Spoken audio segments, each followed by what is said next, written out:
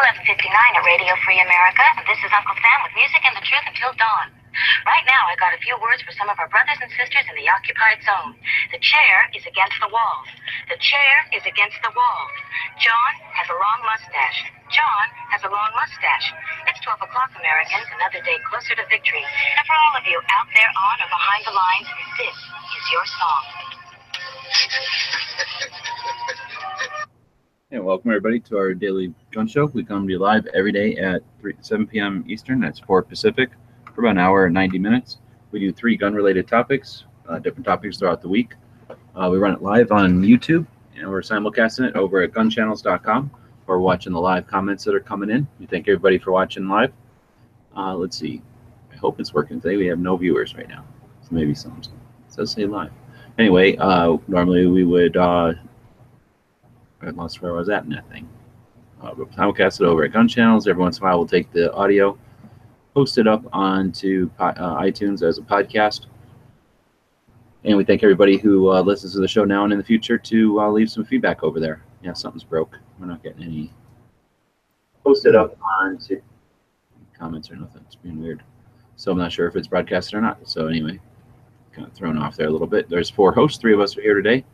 We got Bob jumping in from Canada. Thanks for joining. Oh yeah, really glad to be here, man. Cool. Yeah, I don't know what's going on. Then we got Smeggy jumping in from Michigan, I think. Hey, how's it going, everybody? And I'm down here in Arizona. Let's see. So I did post it over there, right? I'm not seeing it over on Gun Channels. I'm still seeing yesterday's. Oh, I guess I didn't even post and it. Raph on YouTube put a picture of a taco, so he's at least watching, I think. Okay, so it's working. So we just don't have a bunch of people, or else it's not reporting, or nobody's watching today. So I'll quickly post it over here on Gun Channels, like I forgot to do earlier. That's probably why we're missing some people, because there's a bunch of people in the chat room over there. And now they can refresh.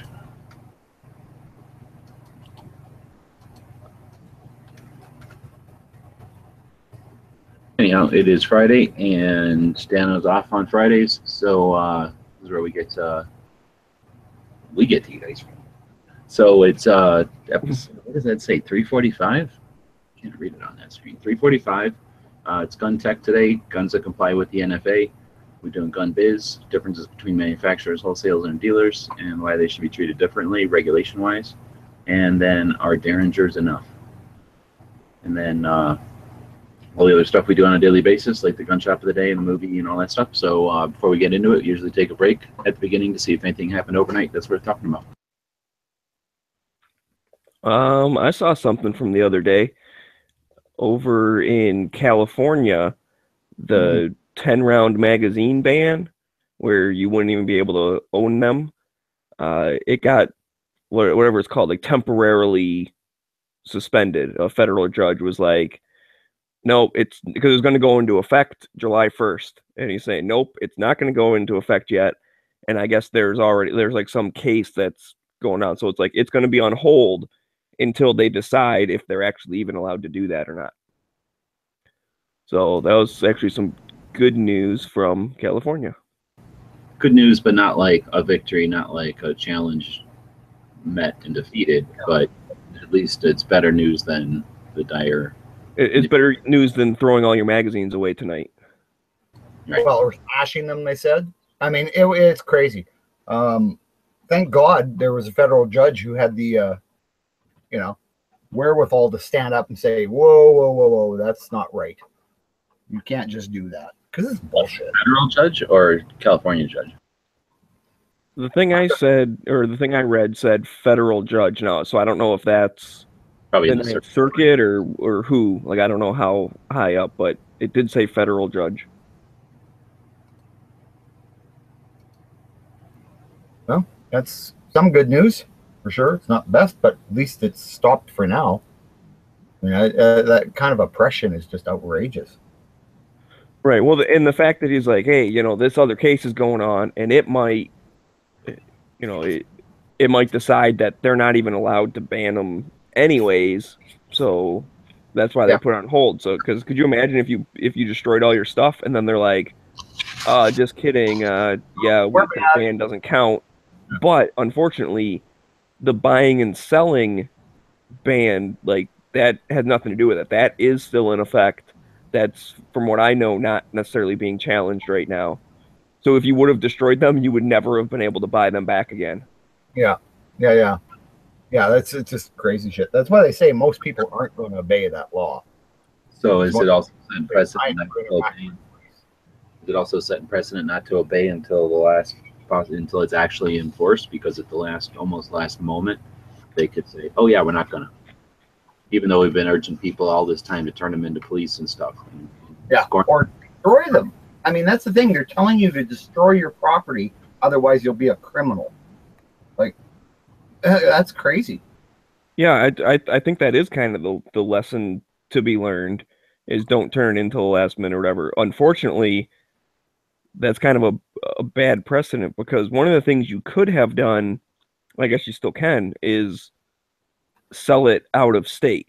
They would allow you to, ship it to someone that's in a different state. And I'm wondering if maybe a lot of people did that. In which case, then now they're like, oh crap, like, I kind of wish I wouldn't have done that, because I would have been able to keep it. And again, like I said, you still can't buy new ones now. So if you got rid of the ones you had, then you're out of luck. You can't get them back. What about this though? What if you would have sold, if you lived in California and you sold your magazines for Bitcoin and then you bought terahashes? I think you still can't buy 30-round magazines in California.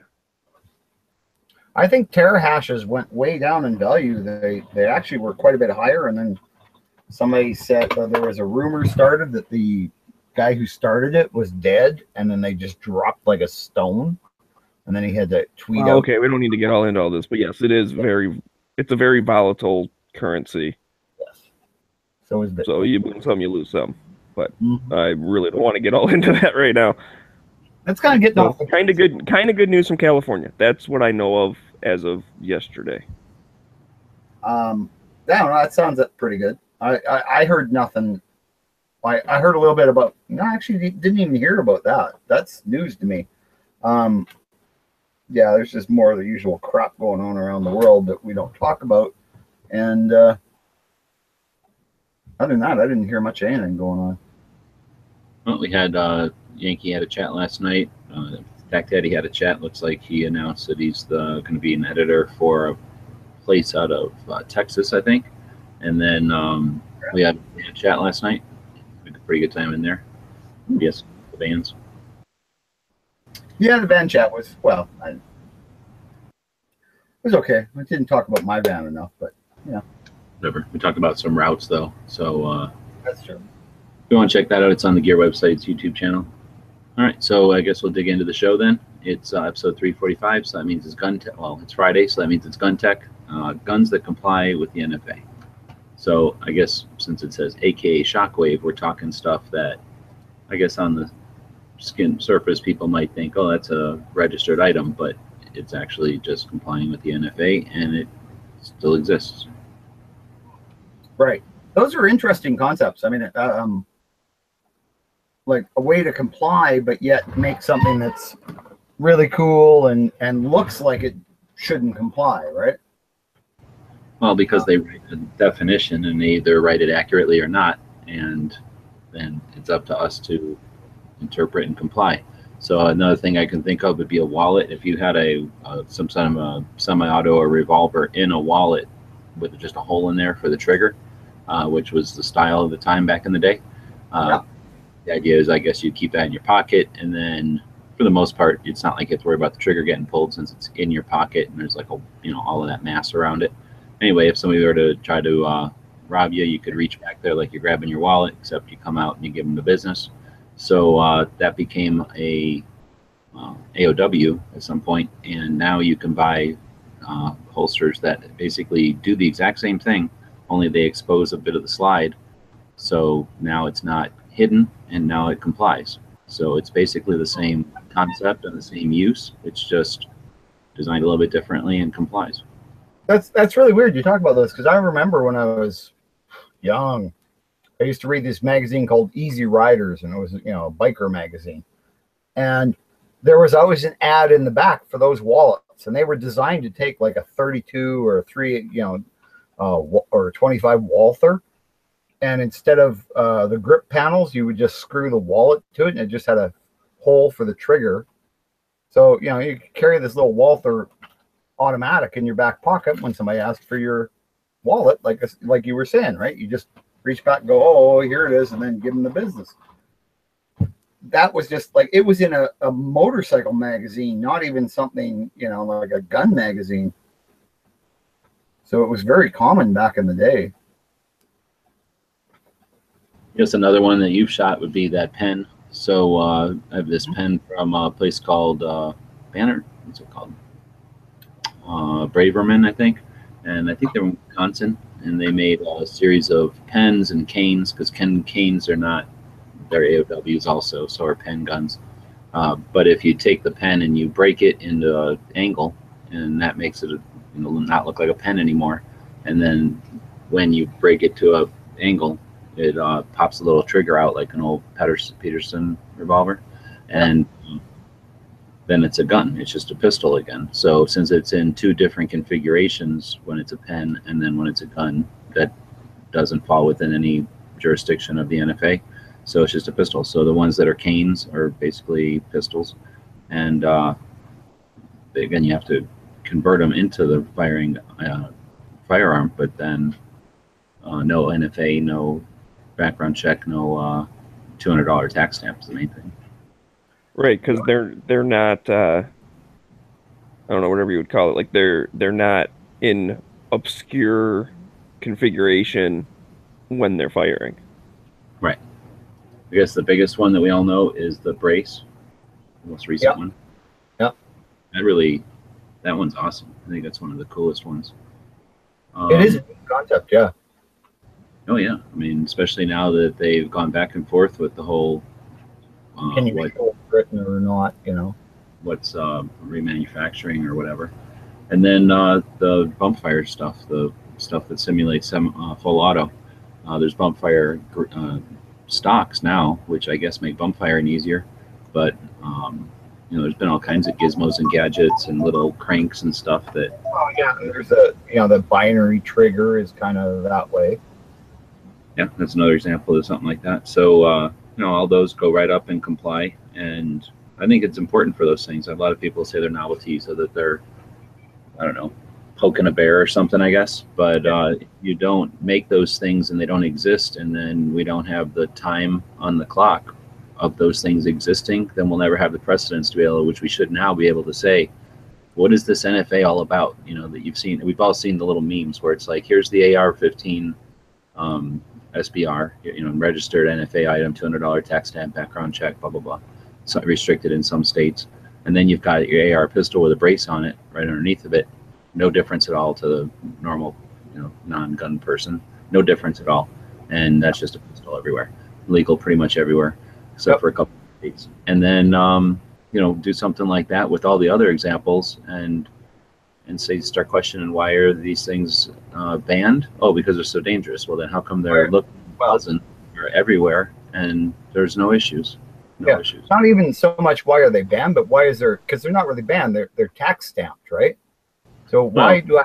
Well, yeah. Why are they restricted though? I mean, they are. Why are they restricted? Why are they tax stamped? Why do I have to pay extra tax when I can get this? Does the same thing?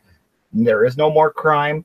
It's not a dangerous weapon, obviously, because we have exactly the same thing, and it's not doing all these crimes.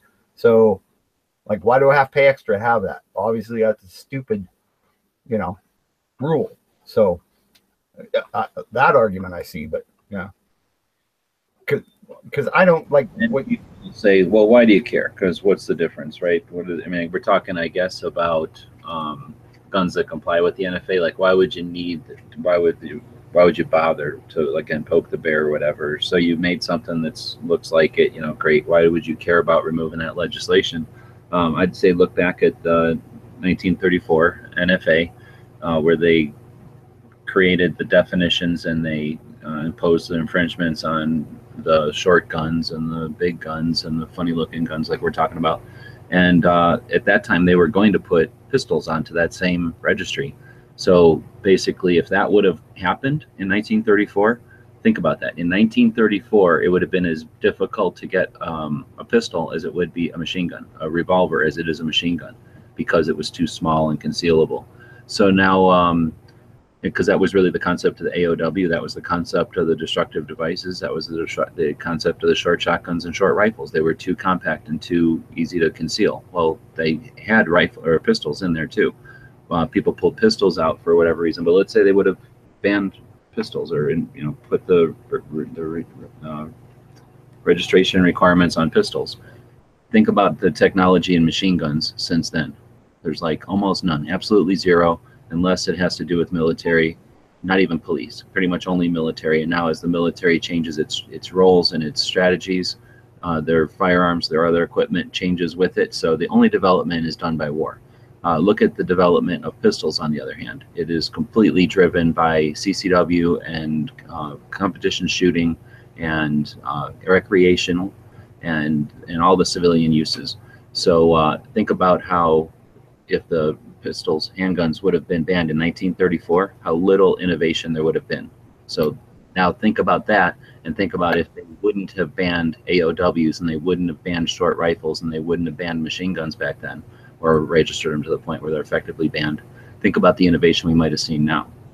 So think about just using pistols as the one thing that was able to evolve. And I guess you could look at rifles as well, but look at pistols, I think, are the biggest one, how they've been able to evolve from 1934. I mean, we barely were past the 1911 at that point. I guess we barely had the high point, or not the high, the high power. Bite your tongue. I think John Browning just farted. Whatever. The high power was what? It was on the 40s, was it? It's the 38, right? So 34. Wow. So we wouldn't even have had the high power. So we would have been stuck at the 1911, and that would have been. And Lugers. And we wouldn't have been able to get them. They would have been, $200 tax stamp and all that. So there'd be a few of them. And if they would have done something like they did in '86, we might not see, new handguns. So anyway, I'm just saying, look at the contrast in what evolution would have been like in pistols and what we have actually got in pistols, and think about what we could have had in machine guns. And I think that's one reason to think about repealing this NFA. I don't think it's unnecessary to do it. I think it's necessary. I think we bring a lot of money to the table, to the economy and everything, when we bring guns out and innovate them. We're about to get rid of the sporting use, turn it into lawful use, and now there's all kinds of reasons, and it's justified to go out and recreationally shoot. So now people can go out and build even more fun, just plinkers. Oh, can you imagine like a little 22 full auto plinker with like a 50-round drum? No, a drum. I want a hopper, and I want a suppressor on there, and a little motorized Gatling gun or something. Yeah, why wouldn't we be able to have cool stuff? I think that would be a lot of fun. You could set up army soldiers and just mow them down. It'd be cool. And you could make that shit yourself too, if it was legal to own. But yeah, no, this is. Yeah, we're like, you guys are very lucky. I mean, it happened in Canada, right? Because they restricted handguns just like they did machine guns and shit. And it fucked us up. I mean, it's shitty. But what are you gonna do? Well, I guess we're gonna go on to the next topic. If nobody has anything else. Yeah, do that. So that'll be. I just want to reiterate, though. Yeah, I agree with you. I like those types of things, and I have heard people say, "Oh, it's a like a loophole or something," and I love your definition of that, where you're like, no, it's complying. They said,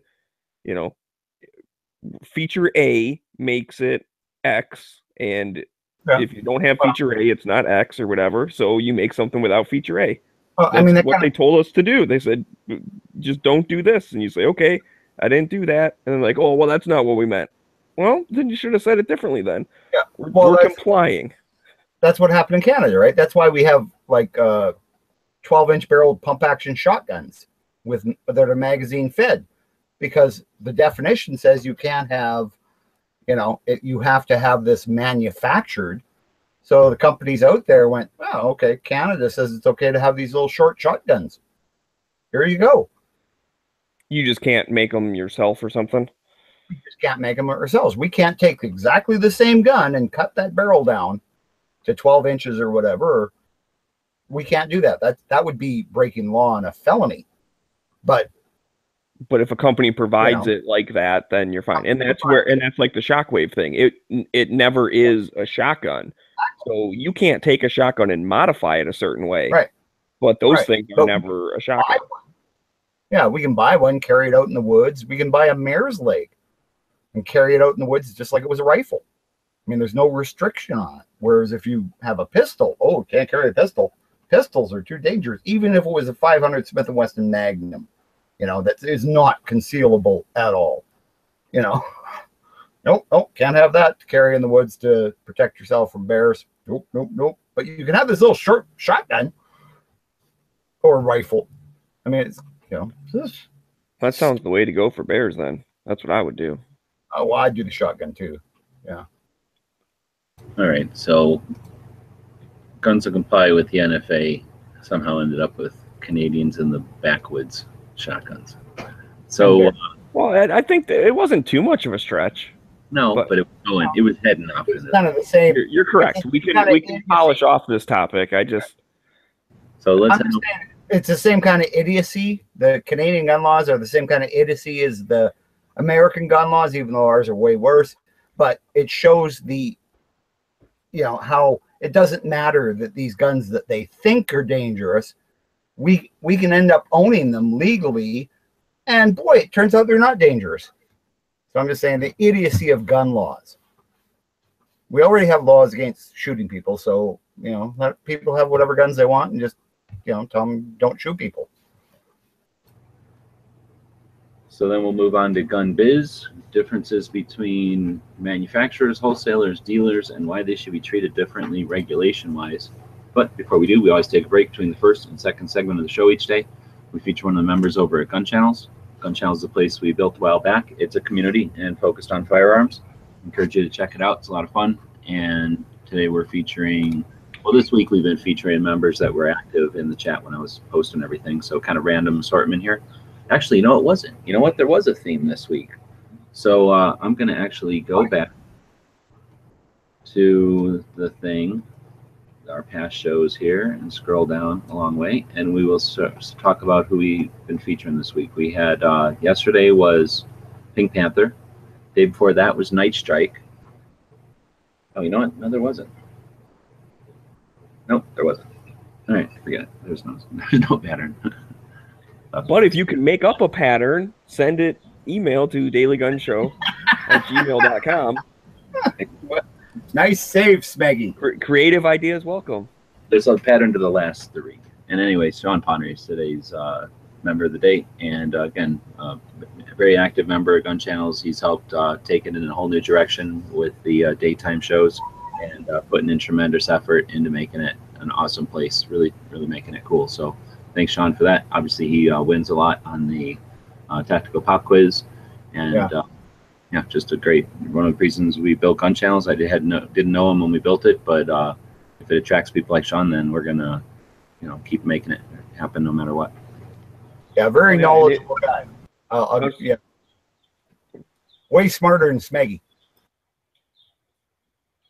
Well, okay then. I was just gonna basically parrot that same thing. Is that if you want to know about reloading for, big bore revolvers and stuff, that is right down his alley. He loves talking about all those big, ridiculous revolvers.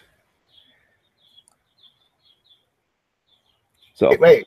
He does not. He does, but there's nothing ridiculous about those big revolvers. I love those things. I'm a bit of a recoil junkie, but I like those things. He makes some nice loads. I wasn't saying ridiculous as a bad word, just for the record. Well, I think for the record, we should put on there that Bob likes Sean's loads. Okay, now that's just wrong.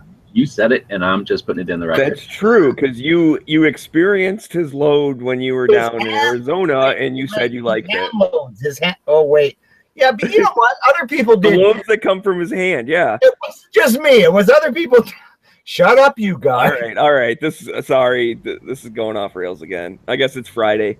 I guess I'm just in a silly mood because I don't know how to think. I did have news that happened the other day. I forgot at the beginning of the show. The anti-gunner that I always argue with at work retired today. So I don't know what I'm going to do at work anymore because that's some of the highlights of my day is arguing with him.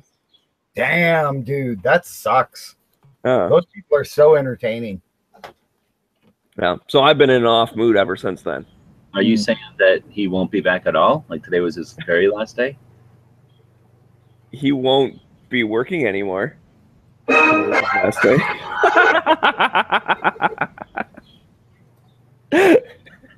Oh my God, what was that? Oh, perfect. All right. Gun business. Differences between manufacturers, wholesalers, and dealers, and why they should be treated differently regulation-wise. I don't know. Well, manufacturers build stuff. Wholesalers like buy it in quantity and try to distribute it. And then dealers, gun dealers, are FFL permit holders that are able to buy from across state lines and to and from each other. And then they can sell to the public. Shouldn't they just, if they're producing legal products, shouldn't they just be allowed to sell them anywhere? Who? Anybody can sell them pretty much anywhere. It's just that manufacturers, I imagine, spend all their time making guns, worrying about where to get metal and what the trends are and that kind of thing, and then keeping up with the other manufacturers, where wholesalers are worried about like buying patterns and like distributing and trying to get the next best gun from those manufacturers all the time. And then dealers who can order one or two, or maybe a big dealer can order, I don't know, what's the biggest store you've seen? 12 of one model Glock, maybe? I mean, that's a big store. More than that, but yeah, okay. I just don't understand why there has to be a difference. I mean, if you guys have a requirement that in order to transfer guns, you have to have an FFL, everybody should just have an FFL. And other than that, there shouldn't be any interference. I don't think there should be even the FFL. I think that's, it's just a tool. Like, I don't need a special permit to go buy 100 hammers. I don't need a special permit to go and say, oh, I want a semi-load of hammers, please. All right, here's a check. Clears. All right, truck rolls out, takes the hammers to my state, my business, my wherever, and I sell the hammers. I don't think there should be any regulation, but maybe that's.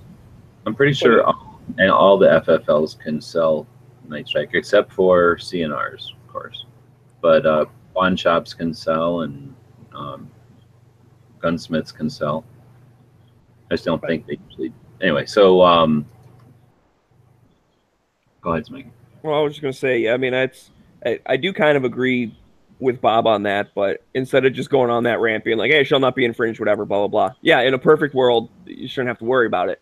But because we have what we have, I would say at least like manufacturers and distributors, as far as when they're selling and stuff, they should have a little less regulation because they're selling to other FFLs, where like once you get down to the store level, those people are dealing with the general public, and so that's why I think they have to have more like inventory controls and stuff like that to make sure you got so and so many guns in, and then you sold them. They didn't just disappear or whatever. No, you don't have to do that with hammers or hatchets or anything else. I know, Bob, but we're not going to get into this philosophical discussion about should there be regulation or not, because I think we're all on the same page there. So then the segment's over. Right, shouldn't be any. Done. So let's at least work within the framework that we're in right now. Okay, so I misunderstood what you're saying, and yeah, you're right. You have to work within the framework of the regulations you have, but you see Tony's post on the YouTube side. Artisan Tony said, I think I suggested this one because of the Springfield Armory and Rock River Arms thing. I was trying to make the point that the manufacturer should not be expected to have a gun dealer license because they don't sell direct to the public. So that's what the actual thing's about. But what directions to follow your thought there, Smeggy? What direction were you going with that, if you want? Well, that was just it's almost along the same lines. That's where I was going with, is that because they're not selling to the general public. There are some restrictions or regulations that like only apply to like a manufacturer, as in when you have to put a serial number on and blah blah blah, that kind of stuff. Because I know there were some companies that got in trouble for that, right? They had almost a finished thing and they didn't have a serial number yet, and I think a couple missing or something like that's. I mean, I could see where they'd want to kind of keep track of that a little bit better. I don't know that much stuff, and I don't retain stuff good, but I can think of, seriously, I can think, and like I say, I don't retain stuff good. I can think of like 3 examples of different types of situations with SOTs, with what you're talking about there, with the at what point they put on the serial number, or at what point it magically turns into the gun, and whose possession it's in at that point, like in the manufacturing process.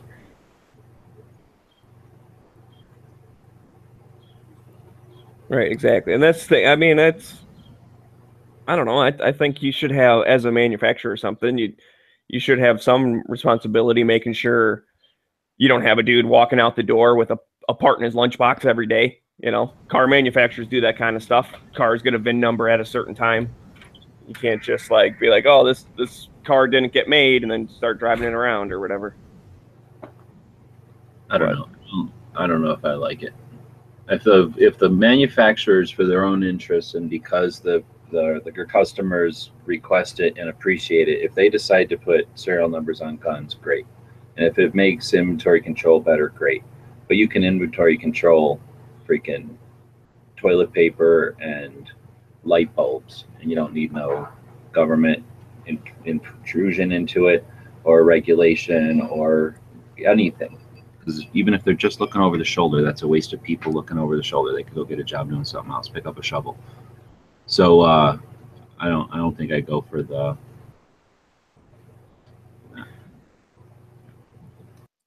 So you think they should be able to like just manufacture a product and then if No, I don't know have that, a serial number or not, like it shouldn't matter. Oh no, I would suggest that where's the serial numbers? I don't know. Has there been studies? Do we know that serial numbers on guns? They've had to have them on there since a long time ago now. 68, I guess, officially, but some of them had them on a long longer because they wanted to. But have we seen where that does anything? I mean, I guess it helps keep track of which gun is which, but anybody can decide to put their own unique identifying number on a gun, and then they can decide where and where how they want to put it on there, or they can do something else to adorn it to make it unique, which is just as good as an identifier. So I don't know if there's evidence out there that it's worth the time and effort that it takes the manufacturers. Think about how much time and effort it takes the manufacturer to comply with it, and then inspections and I don't know, whatever they have to do to comply, with making sure that the serial numbers are there, and like say whatever inspections need to take place, or maybe, I don't know, I really don't know. I never asked the manufacturers what all they have to do for their compliance section. But then anyway, so then once they're serialized, which a lot of times is early in the process of creating the thing, now they have to be dealt with all the time. So they have to be locked up. They have to be kept track of. Like you say, you got to worry about every single one of them, even if it's not intentional. If something just gets dropped or something gets left in a machine, a janitor don't know and he pulls it off and throws it in the trash. I mean, inadvertent stuff happens in a shop, and even with the best standards, you can just have mistakes and whatever. So I think that's a lot of burden. And if you remove all that, think of the cost that's going to be removed, and the barriers to entry to the field. So now somebody could actually get into the field in their garage and build a better mousetrap.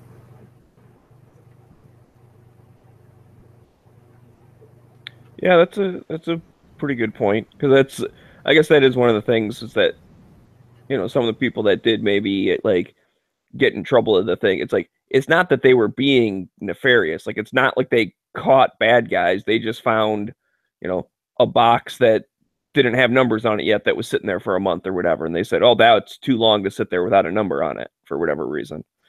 So and then that's cost too, because you get fines, and I mean the possibility of getting shut down and stuff too. So that's something you have to worry about. Yeah, you're starting to sway me. I think that was a pretty good point. Now, as far as the original questioner, it sounds like what Tony had asked. I'm not convinced that a manufacturer also has to have another FFL. I'm pretty sure, like I said, and I'm trying to look here as we're talking. It's tough to read and talk at the same time and search the internet. But I pretty sure a manufacturer can just sell. I've known SOTs and manufacturers and pawn shops, and they can sell whatever they want. I don't think you need to also have a seller's license. So the types of FFLs is the type 1 is a dealer other than destructive devices, including gunsmiths. So basically a type 1 is a gunsmith for other than destructive devices. Remember that destructive devices are bigger than, what, a ½ inch or an inch or something. And then, so basically all the big bore stuff. Then type 2 is pawnbroker. And these, I'm going to quit saying it. Everything says other than destructive devices. For some reason, destructive devices includes grenades and landmines and stuff, so they just always put that in there, and I'm going to quit saying it. Type 3 is the CNR, collector of curio-owned relics. So that's a private individual who's getting a license from the government. We'll be talking a lot more about that today, just to have a collection. And they get some advantages. They get less hassle than the rest of us, but they're registering themselves as a collector of guns. Type 6 is a manufacturer of ammunition. Type 7 is the SOT we always hear about. That's a manufacturer of firearms, basically other than destructive devices. Then you got a type 8 is an importer. A type 9 is the freaking destructive devices one already.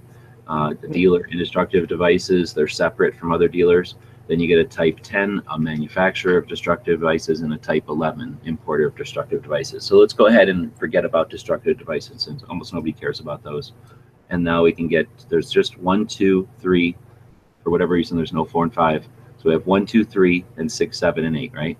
1 is a gunsmith, 2 is a pawnbroker, 3 is a CNR collector, 6 is ammunition, 7 is the basically manufacturer of guns, and then 8 is the firearm, is an importer of firearms. So I guess 4 and 5 must be. I was gonna say, what would a gun shop be? Like a dealer that sells new firearms and stuff. The dealer or gunsmith. So if I said 1 is gunsmith, I should have said type 1 is dealer and gunsmith.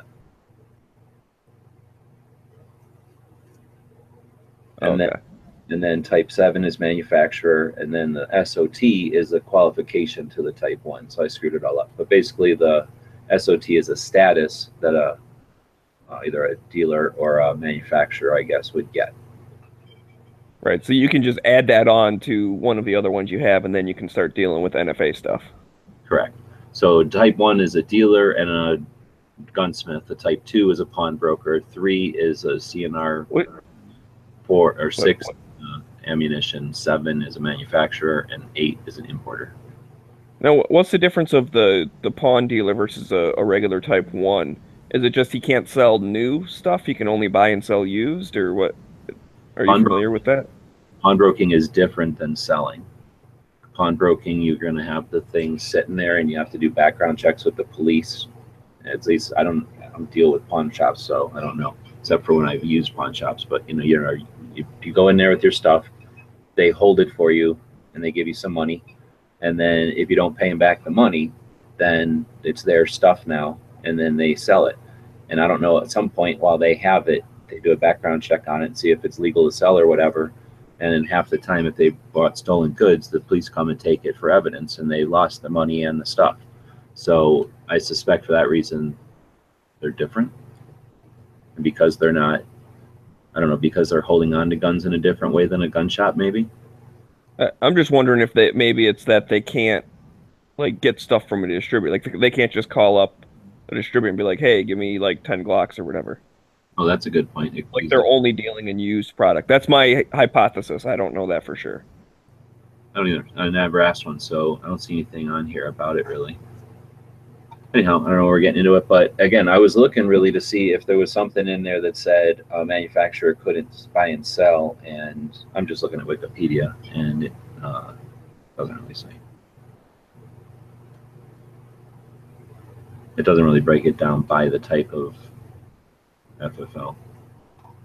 Anyway, so that, I guess, was, I thought it was, from what I'm reading there, what was part of Tony's thing was that, what, Rock River Arms and us in Springfield were all, tangled up in Illinois' issues because they had to, I guess they felt that as people who could sell guns in Illinois, they needed to remove themselves from the potential legislation that was going to limit the number of guns somebody could sell or something.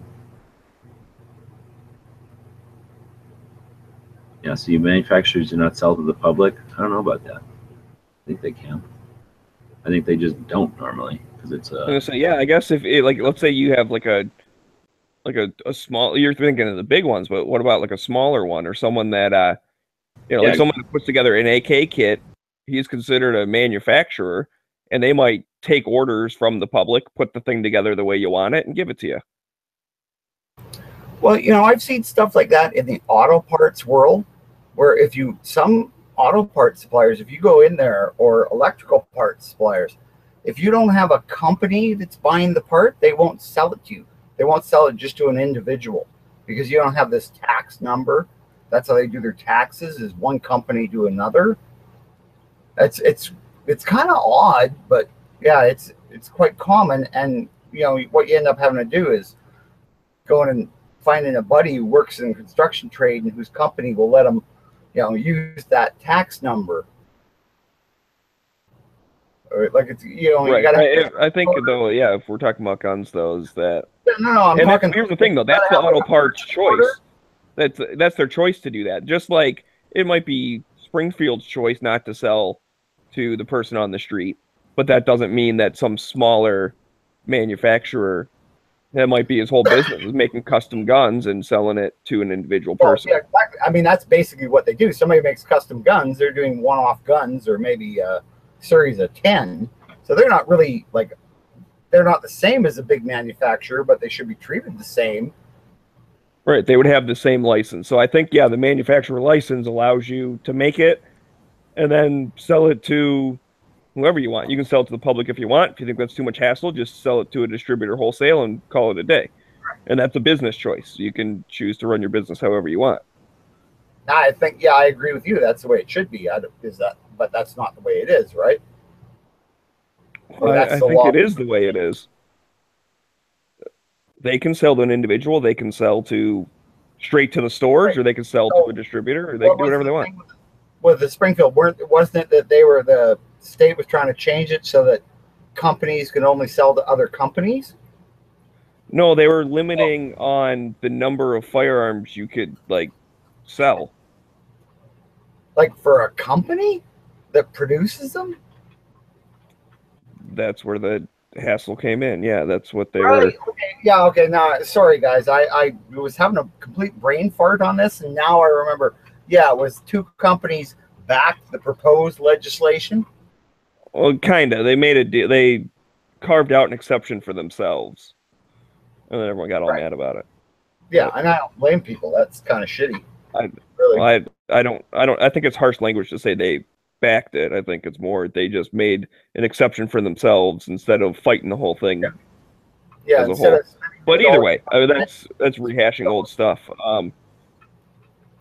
So yeah, I don't know. It's as far as the different regulations at each level or whatever. Yeah, I don't know. I guess the phrasing of why should they have it, I'm starting to lean towards they probably shouldn't have as much. And that would make me happier. But why they do is because they feel like it's necessary to have it, I guess. Yeah. Oh yeah, understand it completely, man. Just, you know. I feel like we made that crystal clear for everybody. So you're welcome. Let's all solved. Everyone go get all your licenses and go follow the regulations. All right. Thanks, Maggie. Yep. Now, Dano left us a ton of notes in here. I got rid of a couple of his love notes because it's like stuff we already knew. I know. I read them too, and I tell you, a couple of them made me blush. So I don't know if this one was from that, so I'm going to ignore it. And then I'm going to go to, I don't know, why don't we do the gun shop of the day? Okie dokie. This is called Central Arms. It's in Connecticut. This one was submitted by Cycle Camp, so thank you, Cycle Camp. Oh yeah, man, he's been really helping out here. Sure. I just put it on top of my thing, so I'm gonna grab it over here. Is there anything? Sometimes he'll write something about it. I guess we could look at the email. But anyway, we'll take a look at the shop raw. That's how we do it. So looks like Portland, Connecticut. In this world, it's in this planet. Somewhere on that flat Earth, it's located. Yeah. Within the bounds, it's within the ice walls. All right, so fast forward. So what is it? This is the story of the guy, so it's kind of interesting. Went to the Army after I got out. Have we looked at this one already? I don't remember. Options based on their wants and needs. That leads me to how I became an FFL. So he worked at customer service at retail sales, and then came in, bought the gun shop. I bought a gun, and then anyway, we'll read the story because we can't read the whole story. I'll see if there's any pictures.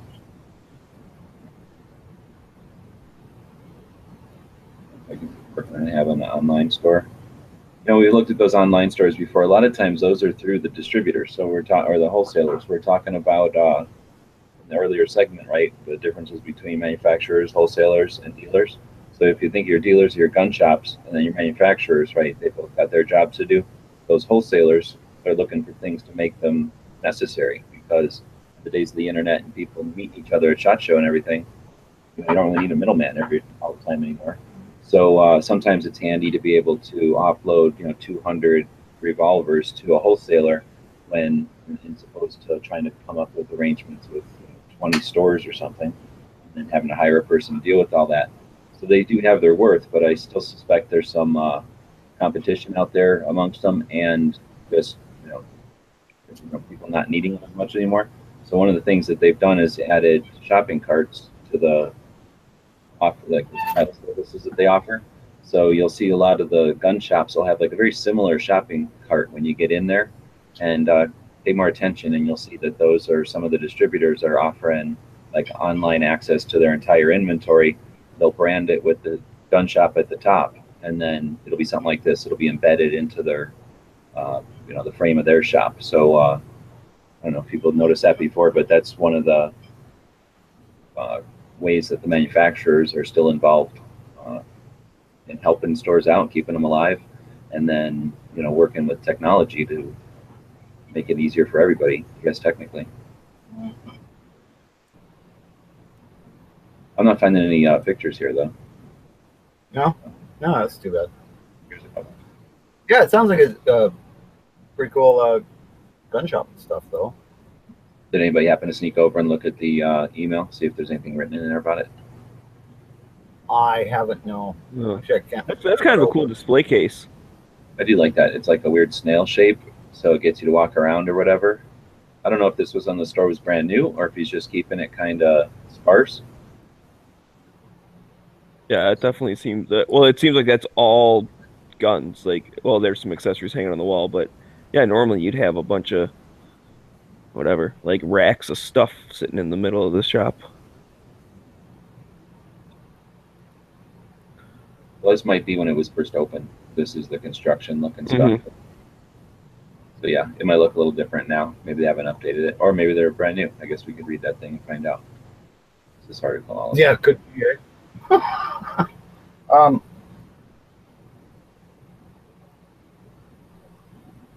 Were we gonna? What the hell were? Well, yeah, gun. No, not gun of the day. What was the question about the derringer? I know we were talking about that earlier. Well, that's our third segment today. So are you? Well, that's what I'm saying. The gun shop of the day. So this was a horrible, horrible, horrible effort at getting the word out about Central Connecticut Arms. This was Cycle Camp, you said? We'll have him one day, and he'll tell us about the place, because this was a horrible attempt at it. But what we try to do every day is feature a new gun shop, so at least we can say we tried. And going forward, we're definitely going to be stepping it up, amping it up, taking it to the next level, taking it to where we wanted it to be. So stay tuned for that. Maybe we'll tell our Patreon people about what's happening first. Exactly. Ooh, yeah, that's a good one. You get the story scooped. Since Bob wants to move along, I'm going to say let's go ahead and move along. But I'm also going to say I'm going to take a segment here or take a moment here and talk about our Patreon. So we're going to be changing the Patreons up to things that aren't going to need to be shipped so much. So we appreciate everybody who's participating at those levels, but since I think I'll be on the road more than likely, I don't want to be having people, waiting on stuff. And I don't know, maybe give us some feedback. Maybe I'll put some, like a poll out there or something to see what people think. Because if they don't mind a long wait or a long delay, then I'll leave it as is. But I don't want people to be butthurt, basically, if I'm out on the road. Because we were planning last night in that van chat, I forget the days, but one of them was like 10 days, one of them was 20 something days, the other one was like 40 something days. I thought so. That could really mess up trying to do things on a first of the month kind of basis. Yeah, exactly. I mean, because you got to think about it for like the 40-day one, you're gone for more than a month. All right. So there's no way you could post anything a month. And the other ones could come in the middle of what would be the end of the month and that kind of stuff. So, I mean, there's going to be a lot of times you're going to be on the road. So did you have a specific,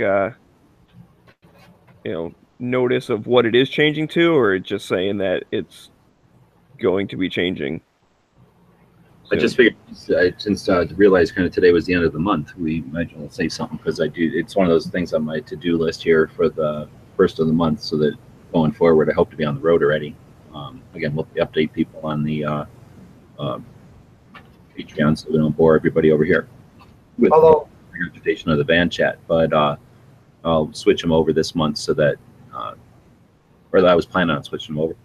So maybe I'll put a post up there for a day or so and before I turn off. Think about so stay tuned for that. And you might want to think about part of the whole road tour could be you could get road stuff, right?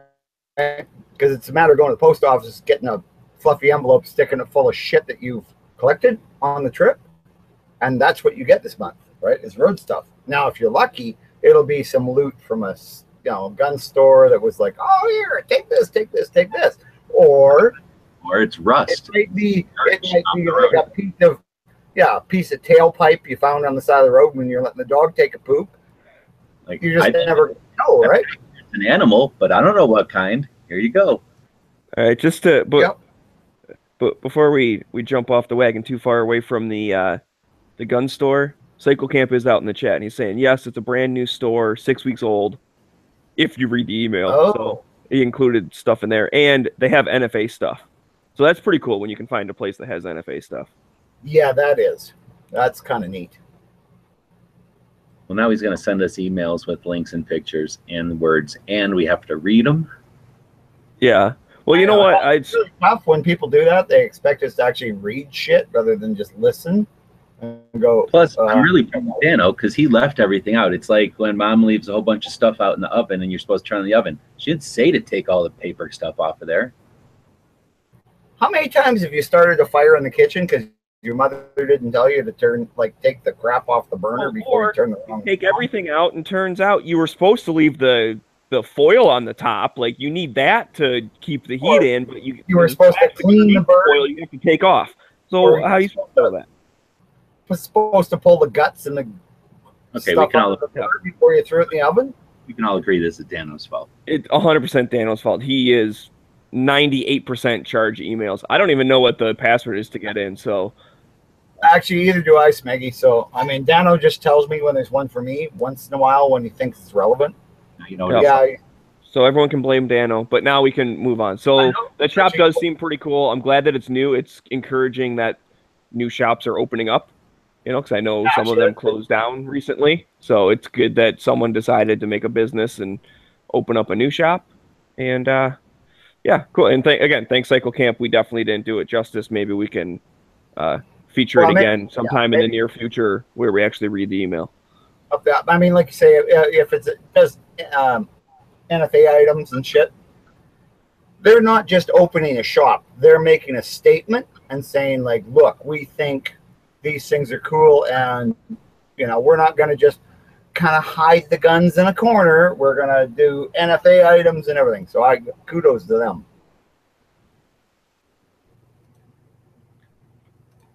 That's a good point.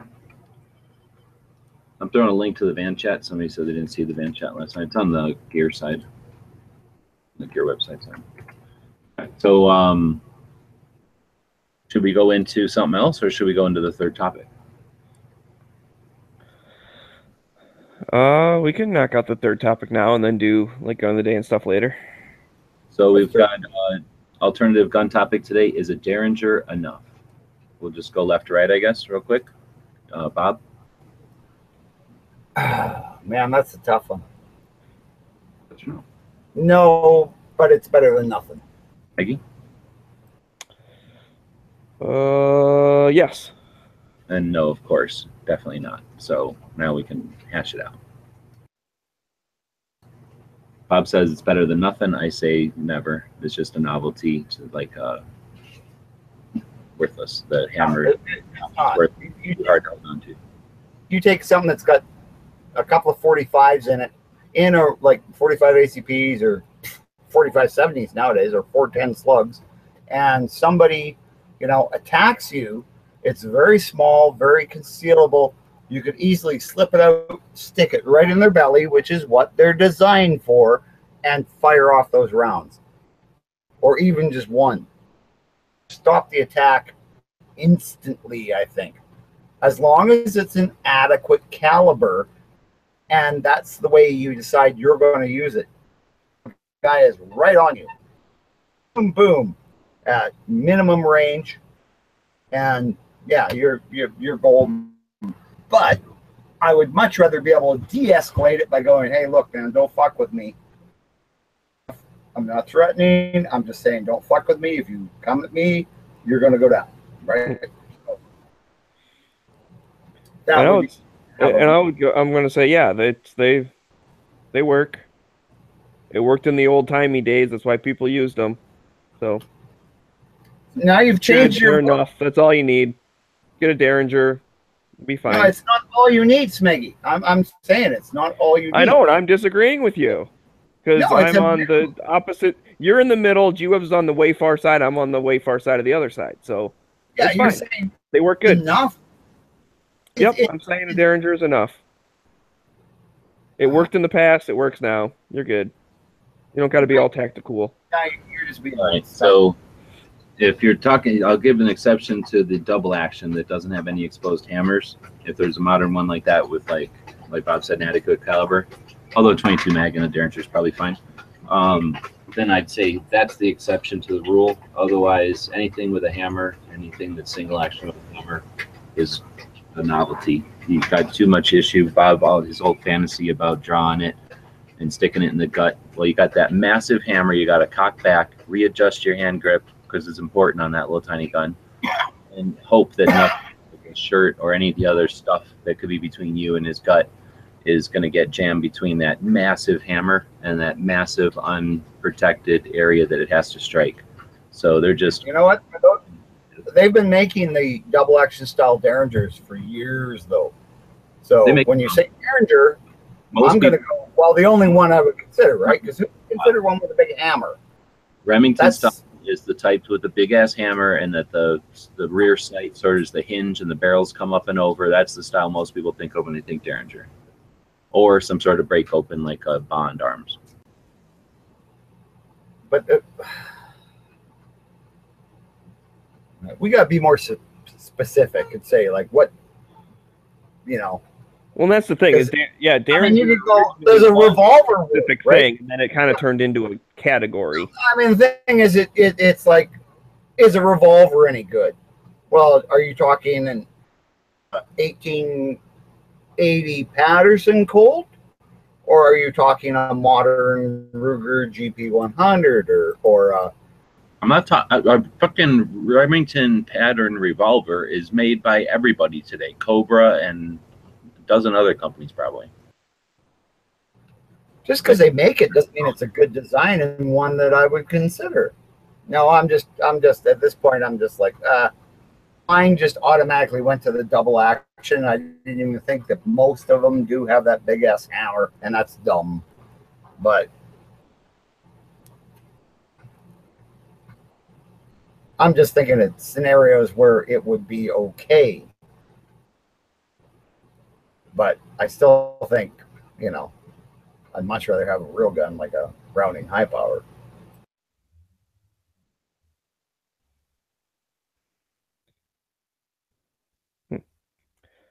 All right, Cycle Camp's taken off. Thanks for sending that in. It sounds like he has some other stuff too, so we'll look forward to checking that out when Daniel finds it. Yeah, when Daniel does a better job, we're gonna take a demerit from him. But yeah. All right, so now I'm trying to get over to the YouTube side again, which is I was putting the link up. Hey guys, I'm Carly Kloss, and Carly Kloss is our guest today. Oh, hi Carly. How you doing? What kind of guns do you like shooting? You know anything about building a website? I just created my own website with Really? What did you use to build your website, Carly Kloss? Wix. Go to Wix.com. Where do you go to?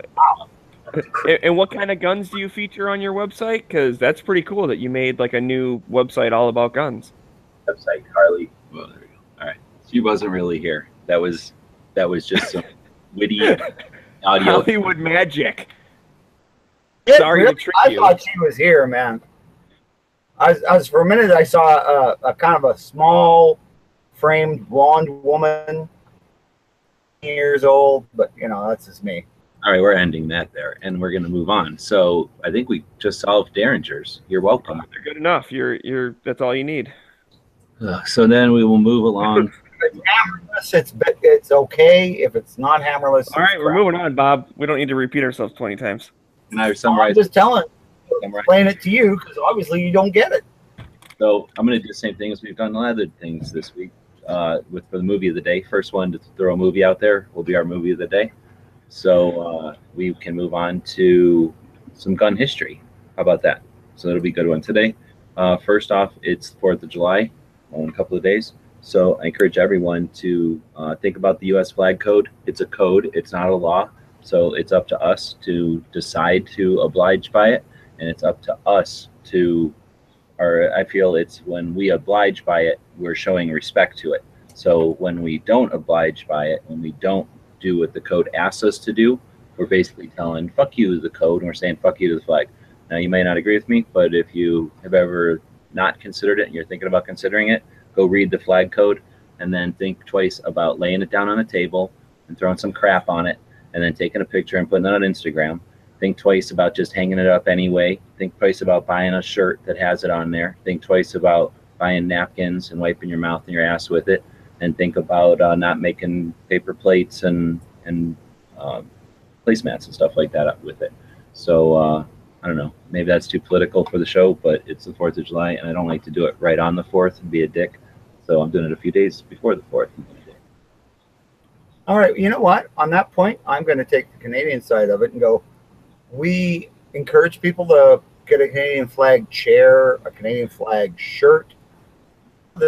We have a flag code for when it's used for ceremonial purposes, but in general, it's like not followed for anything else. So, I mean, we have flags everywhere, right? In this country, we have a thing called reverence, and since our flag doesn't blow from the fart ass of Canada, it blows from the last breaths of our flag doesn't wave from the wind; it waves from the breaths of the last man who died defending it, and a whole bunch did. So, we have a reverence for our vets and our flag. And then you put your smelling ass to the same extent as you guys. I'm just trying to say that, and this is the only point I was trying to make is, I know it's your 4th of July, first tomorrow, which is Canada Day, and we're 150 years old officially since we went politely asked the Queen, can we be our own country? And she went, well, I guess so. And then we became. As long as you still like me and still worship me and shit. Exactly. Yeah. So, and we were like, oh, well, it's way better than a whole bunch of people dying. So sure. So we bought our own house, or more importantly, we kicked our parents out of the house and said, this is ours now. You moved into the basement. And will you let us live in the basement? It's like our own apartment. And then we waited till they got old, and we said, you should live in that little shed in the back. It'd be way easier to get around, no stairs, all that. And they went, oh, okay. And now they're living in that little tiny island, and we're like, this in the world going, I think we got the best of that deal, eh? So anyway, but it is living in your parents' basement. Birthday tomorrow. You can go on and but if you actually and everything. Canada's a pretty great country. It doesn't have the incredible constitution which you guys have, which I mean that is a big point of jealousy with me, is that I have to live here and look next door and see this country that, you know, for all your problems, incredible constitution. You have an incredible group of people that are energetic and are trying to make your country something special. I give you guys kudos all the time, but I also have to be proud of my own country, which has done some pretty special stuff. And we're having a big birthday because it's 150, which is big for us because it's the first one. So anyway, just want to make that point for letting me. If I interrupted before, I know I had to say sorry. Yeah, no worries. So Canadian of you. Happy birthday to Canada. So today, though, is another piece of firearms history. It's the anniversary of the lesser-known Federal Firearms Act. So we have the National Firearms Act of 1934, which created the definitions and the regulation and the, all the restrictions on firearms, on the stuff that we were talking about earlier. A couple of 4 years later, the Federal Firearms Act was imposed upon us, and the FFA is where we get the Federal Firearms License, the FFL. So this act does no longer exist. That's why it's less known than some of the others. But we lived under its tyranny along with the NFA for a while. And in 1968, when the Gun Control Act, more aptly named anti-gun legislation, 1968 Gun Control Act was enacted, it became Title I of the National Firearms Code or laws, and the NFA, the one from 34, became Title II. And in that reorganization of federal firearms legislation, the 38 was basically demolished and all its pieces were incorporated into the 68, because we still have FFLs, only they were strengthened and enforced with the 4473 and 10 questions on the 4473, I guess. So anyway, just to keep people aware of what's going on in history, that was the day that they passed the Federal Firearms Act. It's kind of appropriate that we were talking about it with the whole FFL thing earlier. So happy birthday, all FFLs. Day before Canada. Except they're not 150. They're only whatever that is. 70 something, 70, 80. All right, so yeah, Tony brings up a great point. I'm ranting about the flag, but there are some people out there with the best of intentions who just do not care about it. So that's what drives me nuts. And then, I'm never going to suggest people don't do whatever the hell they want to their flag. We not only have a First Amendment, we have an individual right to do whatever the hell we want. As far as that kind of stuff goes, there's no laws at all about our flag. But that goes both ways. You can't yell and scream about somebody burning something or pissing on something or writing on it, flying it upside down or wiping their butt with it or stomping on the ground with it when you're wearing it and you've got it on a patch on your shoulder, since both of those items equally violate the code. When it's like a military shoulder patch that you burn because you serve, that's one thing. But just, I don't know. Like, that's the only time. Like, change the code. If nobody wants that, everybody agrees that's like, too much. That's crazy. There's too many reasons to wear a flag around on your shoulder or on your bag or whatever. Change the code. But if it's, respect for the flag itself, then oblige by the code. Yeah, I know it's not in the code because our troopers wear that in the field. That's one of the things they wear. So people that are wearing the flag are people that are paid by Uncle Sam. Like, we have a different code than you guys. Like, ours is only like for ceremonial and shit like that. Otherwise, it's just like we don't get. Like, I understand. I understand exactly. I feel the same way, but we don't have that code about it, except for in the military and at ceremonies and stuff. So it's I don't like seeing people abuse the flag. I just think it's not something you do, but I will hang mine for curtains in my camper and off the antenna of my camper, patriotic or something, right? But I'm a proud Canadian because, well, you know, I am. I'd like to be a proud Canadian American, you know, and have dual citizenship. I think that'd be best. Get my heart fixed and like go back down there to have freedom.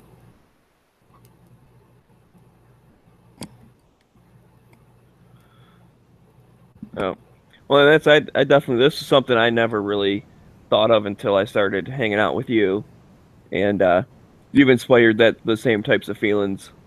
Like you said, there's going to be a million sales, and it's all going to be on everyone's flyers, and it's going to be bunched up for pictures and all that kind of stuff. And it's like, yeah, it is kind of annoying. Well, it's an awareness. It's putting it in your face that they have no even interest in understanding if there's a proper way to deal with the flag. Like, and just no respect. I mean, that's what kills me is, I mean, this is a symbol of our country, whether it's Canadian or American. Like, respect that symbol, if nothing else. You can disagree with the government, but to disrespect the symbol that the people of the country see as a symbol of their country, that's wrong. And that's wrong in so many ways. Well, again, it's not that it's wrong. It's just sad. It isn't wrong. It's just disrespectful.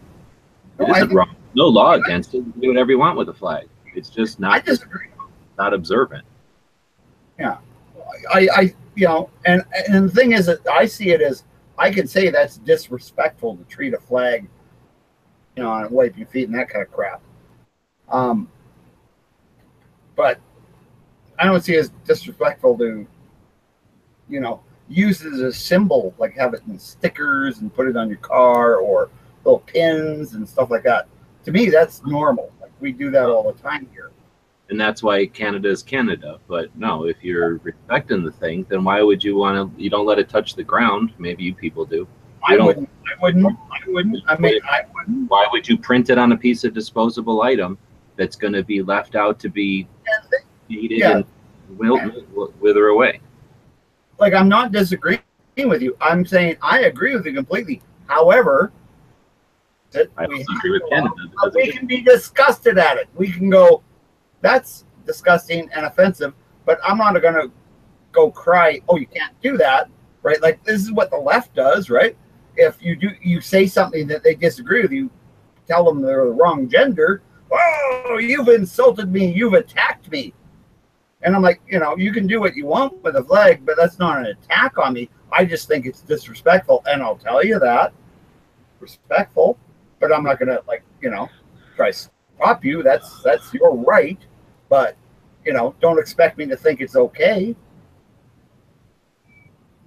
So I'm agreeing with you. I'm just agreeing with you from a Canadian point of view. I almost feel like this would have been a better good idea, bad idea. Definitely getting a lot of discussion out of it. Out in the chat there is an interesting comment of they were saying, like, what about a flag cake? Because then you're like eating the flag, and then there's a response to that saying a flag's not a flag unless it's actually a flag. And that's an interesting concept as well. But there's art, and then there's garbage. So yeah, what about, okay, you've got a gorgeous nude woman and she's spray painted with the American flag. Is that okay? That's art. Okay, well, I'd be okay with it too. I mean, a Canadian flag, American flag, I don't care. Because I don't know, but you don't have to like the art. If you had her covered with tape, you could quit yelling things for a second. The flag code is available. Anybody can look it up. I like this site, has it pretty easy to deal with without any ads or anything. And if you scroll down, I've copied and pasted the appropriate parts of the flag code. The section, let's see, 176, respect for the flag, has quite a few sections to it, A through K, the letters A through K. So the ones that we would be looking at are D, the flag should never be used as flag should never be used as wearing apparel, bedding, or drapery. And then it says a bunch of other stuff that we're not talking about. And then the other quote from I is, the flag should never be used for advertising purposes in any manner whatsoever. It should not be embroidered on such articles as cushions or handkerchiefs or the like, printed or otherwise impressioned on paper, napkins, or boxes, or anything designed for temporary use and discarded. Advertising signs should not be fastened to a staff halyard which has the flag on it. I've never really seen anybody do that. And then J would be the last one, I think, that's appropriate to what we're talking about and what people typically don't realize they're, not observing when they wear it, would be, no part of the flag should ever be used as a costume or athletic uniform. However, a flag patch may be affixed to the uniform of a military personnel, firemen, policemen, and members of patriotic organizations. The flag represents a living country and is in itself considered a living thing. Therefore, the lapel pin, being a replica, should be worn on the left near the heart. So, I don't know, the flag code says the flag represents a living country and itself considered a living thing. So for me, I don't think you'd consider something like that, sit on it, wipe your ass with it, use it as towel, print it on a bunch of beach towels, whatever the hell you said. And then as far as how people want to interpret it, this is a free country and this is just a code. It's not a law. So if you want to interpret it that says the military can wear it and any patriotic organization, and I'm a patriotic organization, so therefore I'm going to wear my flag according to the code, interpret it that way. I don't. I interpret it that it says no part of the flag should ever be used as a costume or athletic uniform. However, a flag patch may be affixed to the uniform of military personnel, firemen, policemen, and members of patriotic organizations. To me, that's like people in a parade wearing some sort of members, civics, what is it, a civic organization, Shriners or Moose Lodge, something like that. Well, like if you're a part of one of those organizations, you're always a part of it. You could always wear that lapel pin. I choose to not wear my flag since I'm not getting paid by Uncle Sam. But yeah, I'm just saying that flag code does kind of say it's okay to do that if you're a member of those groups. Well, again, if you read it, it says affix the uniform of military personnel. So I guess in some respect you can consider yourself military personnel after you're not, but I'm not their property anymore. I signed a piece of paper that says I'm their property, and then at the end you're not their property anymore.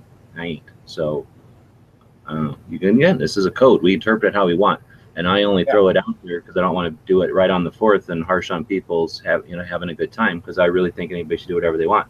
But if they want to think about it once in a while, maybe not wear a t-shirt that's like the American flag backwards, which drives me almost the most nuts, when you get a t-shirt with Union over on the left side, which is what you put on a fallen soldier, and they're basically wearing it wrong, and they're wearing it in the way that in the place that a dead soldier would wear it. That just drives me nuts. And then they'll be hooping and hollering and waving it.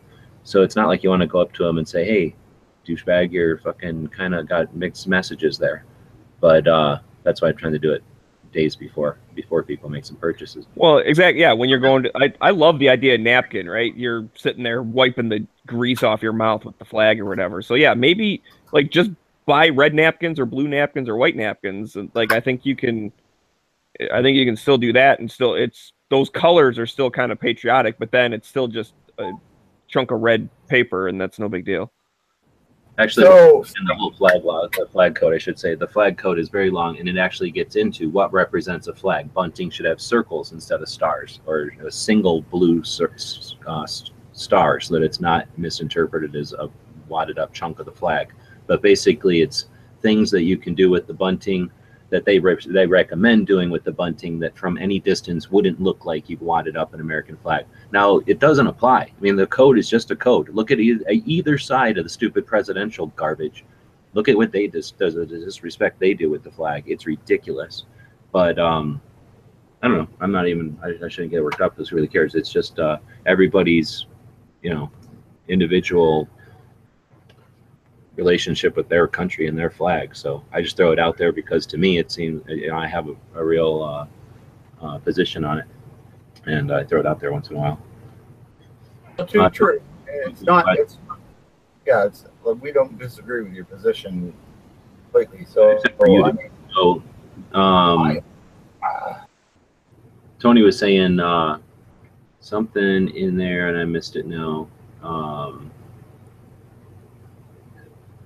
Something about if it's a law, or maybe it wasn't Tony, so I'm trying to find in there. Somebody said something about if it's a law, it's kind of like a law. That's the thing. It's not a law. We're not Nazis where, like, if you don't do what's correct with the flag, you're in trouble. Like, it's not that. Burn the flag all you fucking want. If you feel that's your way to, you know, shine your light, then shine it, sunshine. But freaking don't expect people to love it. You know, that's definitely taking a stance. Well, But, and that's like the people that they had the, you know, step on the flag day or whatever, and then they did that, and then other people were like, "Hey, that's super disrespectful. I don't like it." And those were two sides of, you know, the opinions. Then if you're gonna do something stupid like that, expect people to be like, "Hey, you're being stupid." Well, it's like when you say something that's really offensive and somebody calls you on it, right? Same thing. They're doing something that's offensive to you personally. You have a right to say, I find that offensive. You don't have a right to make them stop. So I think this is we're good on this. We're starting to repeat ourselves and stuff. And just for the record, there was a suggestion of Serenity for the gun movie of the day. oh, okay, great. So Serenity, we haven't talked about it in a while. You guys all seen it? Oh yeah. Good movie. So we try to talk about gun-related movie every day, something you might not have seen in a while, or if you're young and something you ain't seen yet, but everybody's seen Serenity, so we're just talking about the movie we all seen, but that's cool because it's one of the better ones out there. I think everybody agrees. So all kinds of cool guns. One of my favorites, they just mock up guns to make them look like the future. One of them they mocked up was the AR-180. That's one of my favorite guns. You don't see it very often. Oh yeah, definitely. And it's just, I mean, it is a sci-fi western for sure. So everything you like about westerns, it's just add spaceships, and there you go. Yeah, with spaceships. That was good point there, Smeggy. Yeah, it was really a cool show. It was great fun to watch, and like G was saying, I love the way they mocked up the weapons. Right, the AR-180. Well, you know, it was already kind of a goofy looking weapon anyway. So Which weapon? What weapon was Vera? Like, what? How did they make that? I kind of forget what it looked like. I think it's exactly a Sega 12 gauge. Okay, I'm trying to picture it in my head, and I can't. I can't picture it for whatever reason. That's the one big ass one has in one of them. That's a Sega all gooped up with plastic shell and stuff, I think. Okay, yeah, and then I just like how his love for it, right? He's like, oh yeah, this is whatever he called it. Like, I know its name was Vera, but I forget if he called it like this is my precious or something, like whatever it was. Yeah, but it just shows the love of a gun. kind of like Smeggy and some of his guns, which, you know, he has mentioned on chats, and they're disturbing. But yeah, I don't have any idea what you're talking about, but okay, whatever you say. Sorry, Smeggy, I didn't mean to embarrass you. Well, I just don't know what you're talking about, but that's okay. I normally don't. That is quite. So yeah, if you haven't seen Serenity yet, y'all are missing out. Yep. I give it two hard thumbs up, man, for sure. Big hard thumbs up. It's a good movie. Make time to watch it if you haven't seen it. And I would suggest watching the show first, but you don't necessarily have to. But that's the right way to do it.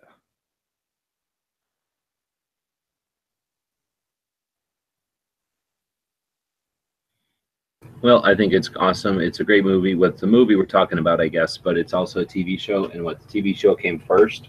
So it's like I don't remember whenever I seen it. I wasn't watching it as a TV show, and I didn't see the movie when it came out. So I was standing there minding my business, and somebody found out I hadn't seen it and said, "Well, stop it. Go watch it." So I did, and then what was awesome about that is, especially if you're in that situation, you're going to love this because you're going to be able to watch either one, a whole series of TV shows.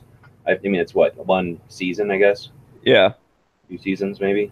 Or is it just one? Anyway, I think it's one season. That's why everyone was so upset it got canceled early. It's definitely limited. It doesn't go on forever. So you could watch either the whole series of TV shows or or be done with it and then go watch the movie, or watch the movie first and then have a whole season TV show. So whatever it is you do, you're going to have the other one to go watch. And it's kind of like that Battlestar Galactica. If you really like Battlestar Galactica and you watch the movie first, you're going to go, oh, wow, there's I can watch like a billion hours of TV show. And if you just got done watching a billion hours of TV show and you're like, wow, is there more? And then boom, there's movies too. So it's like pretty cool for people that haven't seen it before. But I think besides Battlestar Galactica, can't think of anybody else that's done that has like a really cool series and a really cool movie. Maybe. Right. Well, and that's the thing. The biggest reason that they did the movie is because, the show was on and then it ended up getting canceled. And a lot of people thought it got canceled way too early.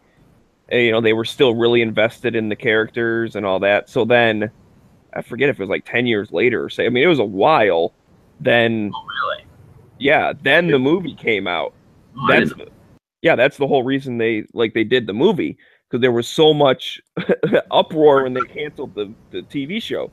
Because the story was kind of left untold, right? I mean, you wanted to know what kept happening. Yeah, the fan reaction was the emails and stuff like that. It just made the production company realize that, wow, we could make a movie about this and tie everything up. But it took them 10 years to get the financing and all the shit together to do it. I knew that the fan reaction or fan whatever drive was what got the movie made, but I didn't know it was 10 years. I thought it was like maybe 2 years or something. I didn't know it was that long. It might not have been exactly 10, but it was longer than 2. Like, it was one of those like, oh, thank God they finally did it. People have been waiting for a long time for it. Or everybody's like too old to even be the characters anymore. Right. But anyway, so that's why I say watch the TV show first, then go watch the movie, because that's the correct order of the story. It's kind of like watching the end of the story first, and then you go back to the beginning. This way, it's really lucky that the actors in the TV series were young. Yeah. That way they could still pull off the... Oh, really? Not always, because if they're middle-aged, then who cares about 3 years? It turns out... All right, I guess everything I just said is wrong. Night Strike's informing me that it was 3 years. Maybe it just felt like a lot longer because everyone was going nuts over it. So I apologize. I miscategorized that. And you get demerit for that.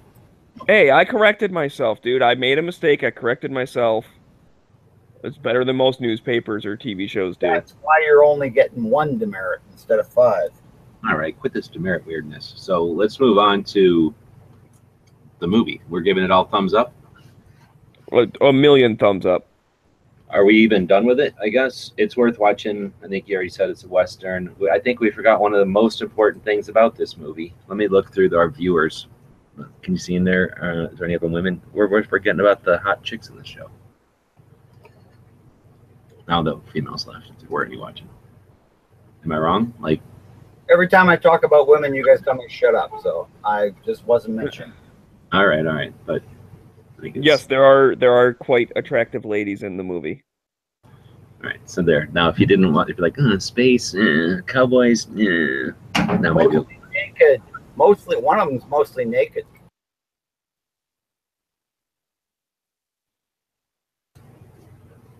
All right, so I'm reading the chat, and now I'm gonna quit reading the chat, and now I'm gonna go read the other chat, and now I'm going back to the schedule. What else do we have? Do we have a gun of the day? I thought there was something in the gun of the day. Yes, there was. What did I pick today? Zach. Somebody else has clicked on it. It's screwing it up. One of us screwed up the spreadsheet. Clumsy spreadsheeters. So I guess we need the gun of the day up from out there.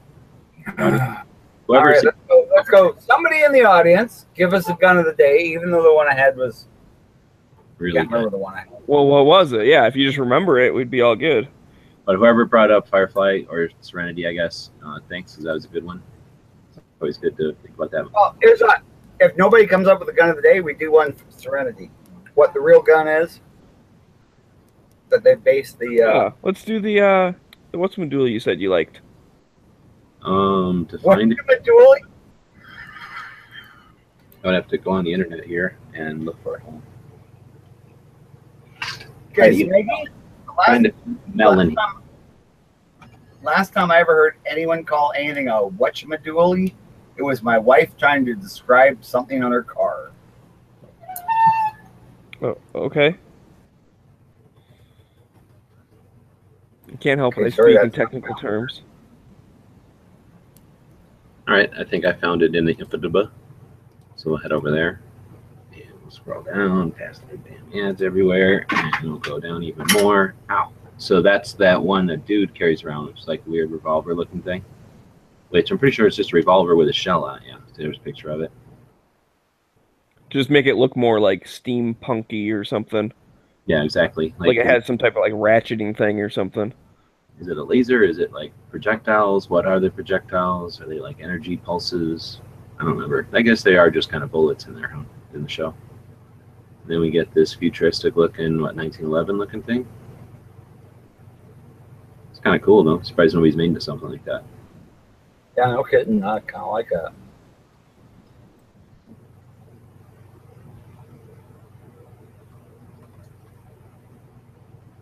Then there's that one. That's the one Bob would have.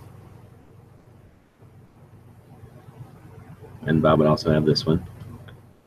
Oh man, that almost looks like a rhino before a rhino was a thing. Yeah, no, I would have that one. I would have that snub-nosed Enfield. Oh, hell yeah. And then, there's that other thing. Who makes that goofy grip that looks like this now? Hogue? Somebody makes a grip that looks like this. Look like something Yankee would have on his Rhino. That's what I'm saying. That's what it reminded me of, the grip angle of the rhino. It's in the Taba. That's an expensive gun to mess up. And what's your face carried that mare's leg. That's always cool. Except, of course, it had to have I guess, some sort of an optic on it. That's important. What caliber was that mare's leg? Did it tell you? No, but from looking at the hole on it, I'm guessing 38 It said a 40. It said a 44, 40. 40. No, Yeah, it said a modern replica 44, 40. Oh. That's just what it looks like. We used in the rifleman, so yeah, probably 44-40. When I was getting something out of Bob's closet, I seen this outfit in there, and he claims that he's waiting to get a mare's leg so that he can be this chick at Comic-Con. Dude, my jacket's a lot bigger than that. Just saying, I don't know what's going on. It doesn't have quite as many zippers, but There's the AR-180, and there's him. give me a break. So look what they did. They put a mag base plate on it, and they put an optic on it. Otherwise, they did almost nothing. They put like a round handguard on it. Otherwise, like you say, it's just the AR-180. That's the AR-180. So they didn't screw with that. They messed up a bullpup for that one. What kind of bullpup is that? That is a Romanian kit or a Bulgarian kit, I think, on a Century AK. Ew, that's an ugly gun. Well, and then they made it into this one, which everybody likes in the movie for some reason because it's big, I guess. But yeah, it looks weird too. Yeah. Like, what's with the barrel? Looks like it's off a Lewis gun. Well, exactly. I don't know. The future in space, I guess. Another mirror's leg looking thing. Yeah. One flip you would want.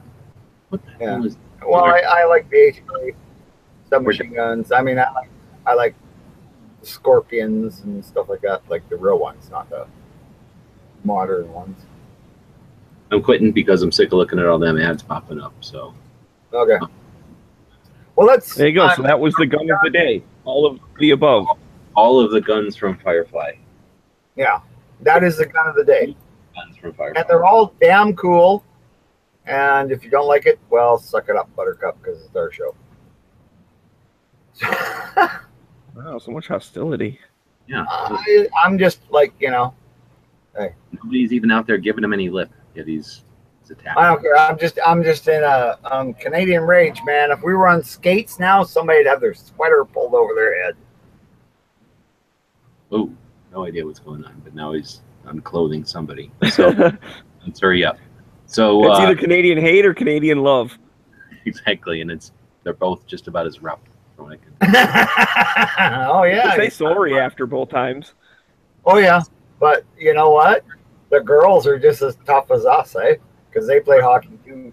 Okay. Let's end it. So I think we're done. Oh no, we were gonna do some gun history. We already did the 38, right? And we talked about the flag thing. But now I'm gonna sneak over to our history page there, see if anything interesting happened. In 1520, Montezuma II was murdered as Spanish conquistadors flee the Aztec capital of Tenochtitlan during the night. No, is that when the Indians rose up against them and decided to push them out, or? Not sure. I know I've seen shows about that whole thing, but I don't retain stuff good. So, but I just thought that was interesting since we don't really see stuff from the 1500s very often, and from our hemisphere, the best hemisphere. Think about those poor guys with those, because they would have had abacuses, which are like matchlocks, I think. Really, really primitive firearms, and they're going up against guys who like, for sport, play like sport games where people die. You know, they're playing this thing where it's kind of like basketball, but with running and tackling and hitting, and yeah, people die during it. Wait, so you're saying you feel bad for the Spanish because yeah, well, the guys are tough on the hand-to-hand combat thing, but they only have hand-to-hand weapons, and all of a sudden you have a gun? Like, I think it was pretty well the other way around. That might work. I mean, if you got a bow and arrow, every shot's going to work. I mean, I don't know why the natives always lost. It just boggles my mind. Always lose, and that is, I think that's an example of them not always losing. But no, yeah, they didn't. I mean, it was. I heard somebody on YouTube going on about how, you know what, the Native Americans deserve nothing but respect. I mean, we fought a war against them. For what, 100 years? 120. So I mean, 120. Yeah. So imagine that, like until we finally got, whatever, surrender treaty, whatever. But that's happened all over the world, right? That's just the way shit is, or it used to be. We don't do that anymore, really.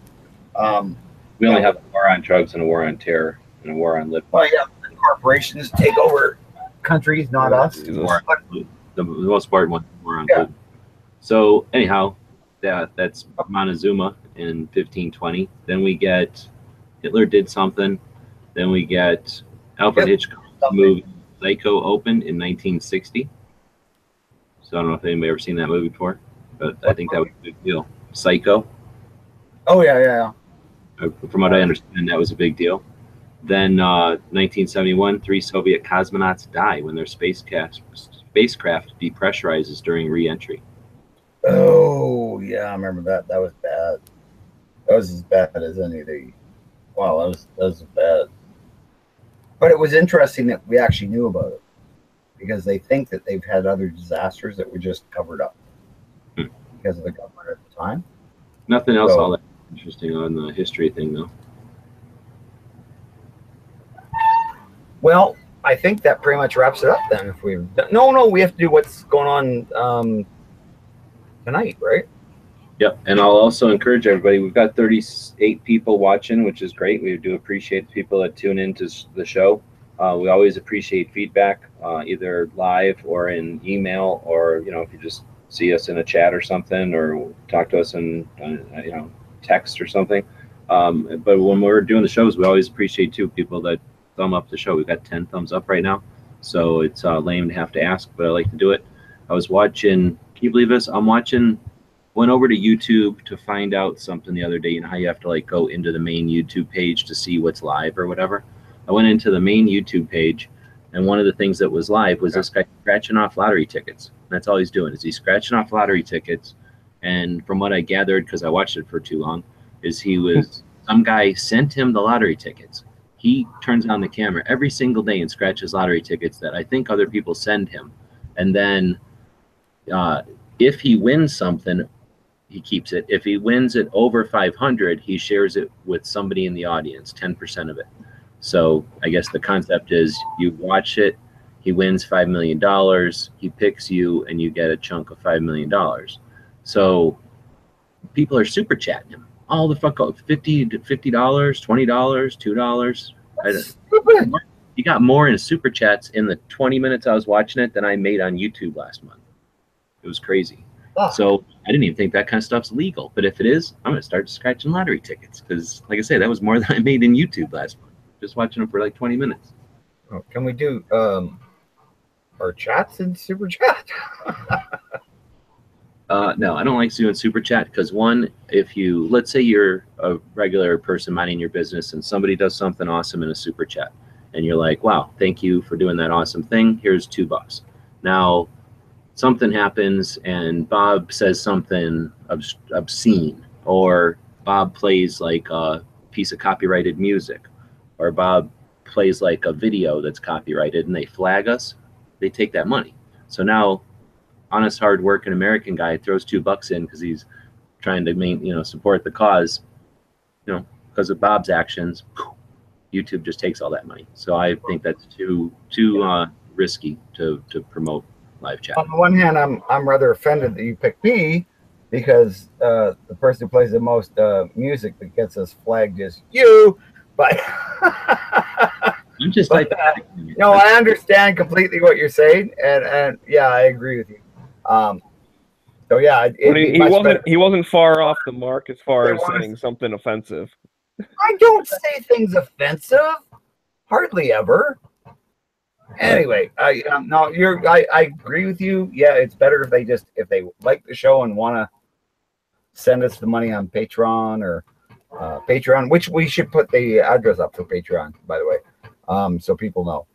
Well, if they want. The Patreon address is on every show description. Thanks, Bob, for being there when we post the shows and do the hours worth of posting so that you'd see what the boilerplate is that gets put out there. But every single show gets put out has the link to our Patreon. We do encourage people to check it out, and we do appreciate the people that support the show.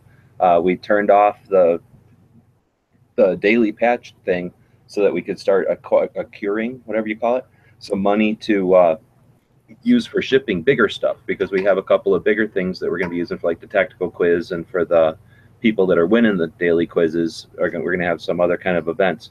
And anyway, we really do appreciate the people that are participating over there. It doesn't quite bring in enough to make the show really profitable. We had to turn off the iTunes for the most part. I do try to put some iTunes stuff up there just so they don't close the account, but iTunes is locking it down. If you're not posting regular podcasts, they shut it down. So anyway, the hosting is expensive, so we've just not done the hosting so much, and we're doing what we can do. We enjoy doing the show. I think there's valuable stuff that we're getting across, even though it's not the hugest audience out there. If it gets to a couple of people, and I see people like Rick or Travis, people that like Edge that will be on tonight, but individuals who are putting forth effort to make something out there, content related or gun related content. And everybody's coming onto the internet at a different time. Everybody's experiencing firearms at a different time. So who gives a crap what I did in my 3,000 videos on YouTube from 2009 to 2013? That's done and gone. And then somebody might find it, but it might not even be relevant anymore. So it's great that Travis is out here making his reloading stuff and documenting his exploration of reloading. Smeggy's been doing that a bit. Jimmy's doing that as well. So things like that I think are great. And where was I going with that? With the Patreon thing. We want to thank everybody for supporting it, but we're going to continue to do the show because of those guys, and we'll keep driving people over to Patreon. But it's obvious, it's July, and we've got the same couple of backers. We're never going to support the show and try to go to the next level with just Patreon. So we are going to switch the levels out a little bit. So thanks for sending people over there, Bob. But I'm thinking we'll probably switch the levels out. Like say, I'm going to be on the road. We're going to be hitting a new gun shop every day. We're going to be taking this show to where we want to go with it. And the $80 or something that's coming in on Patreon is going to fill up the tank once. So we're going to have to figure out something else, and we'll use our Patreon to just keep in touch with people and give people some early access or something. But like I say, we need to switch it out to where I'm not sending stuff, or if we are going to send stuff, we'll figure out some other way to get it sent, perhaps. Well, perhaps if you're in the area, you could deliver it. Just saying.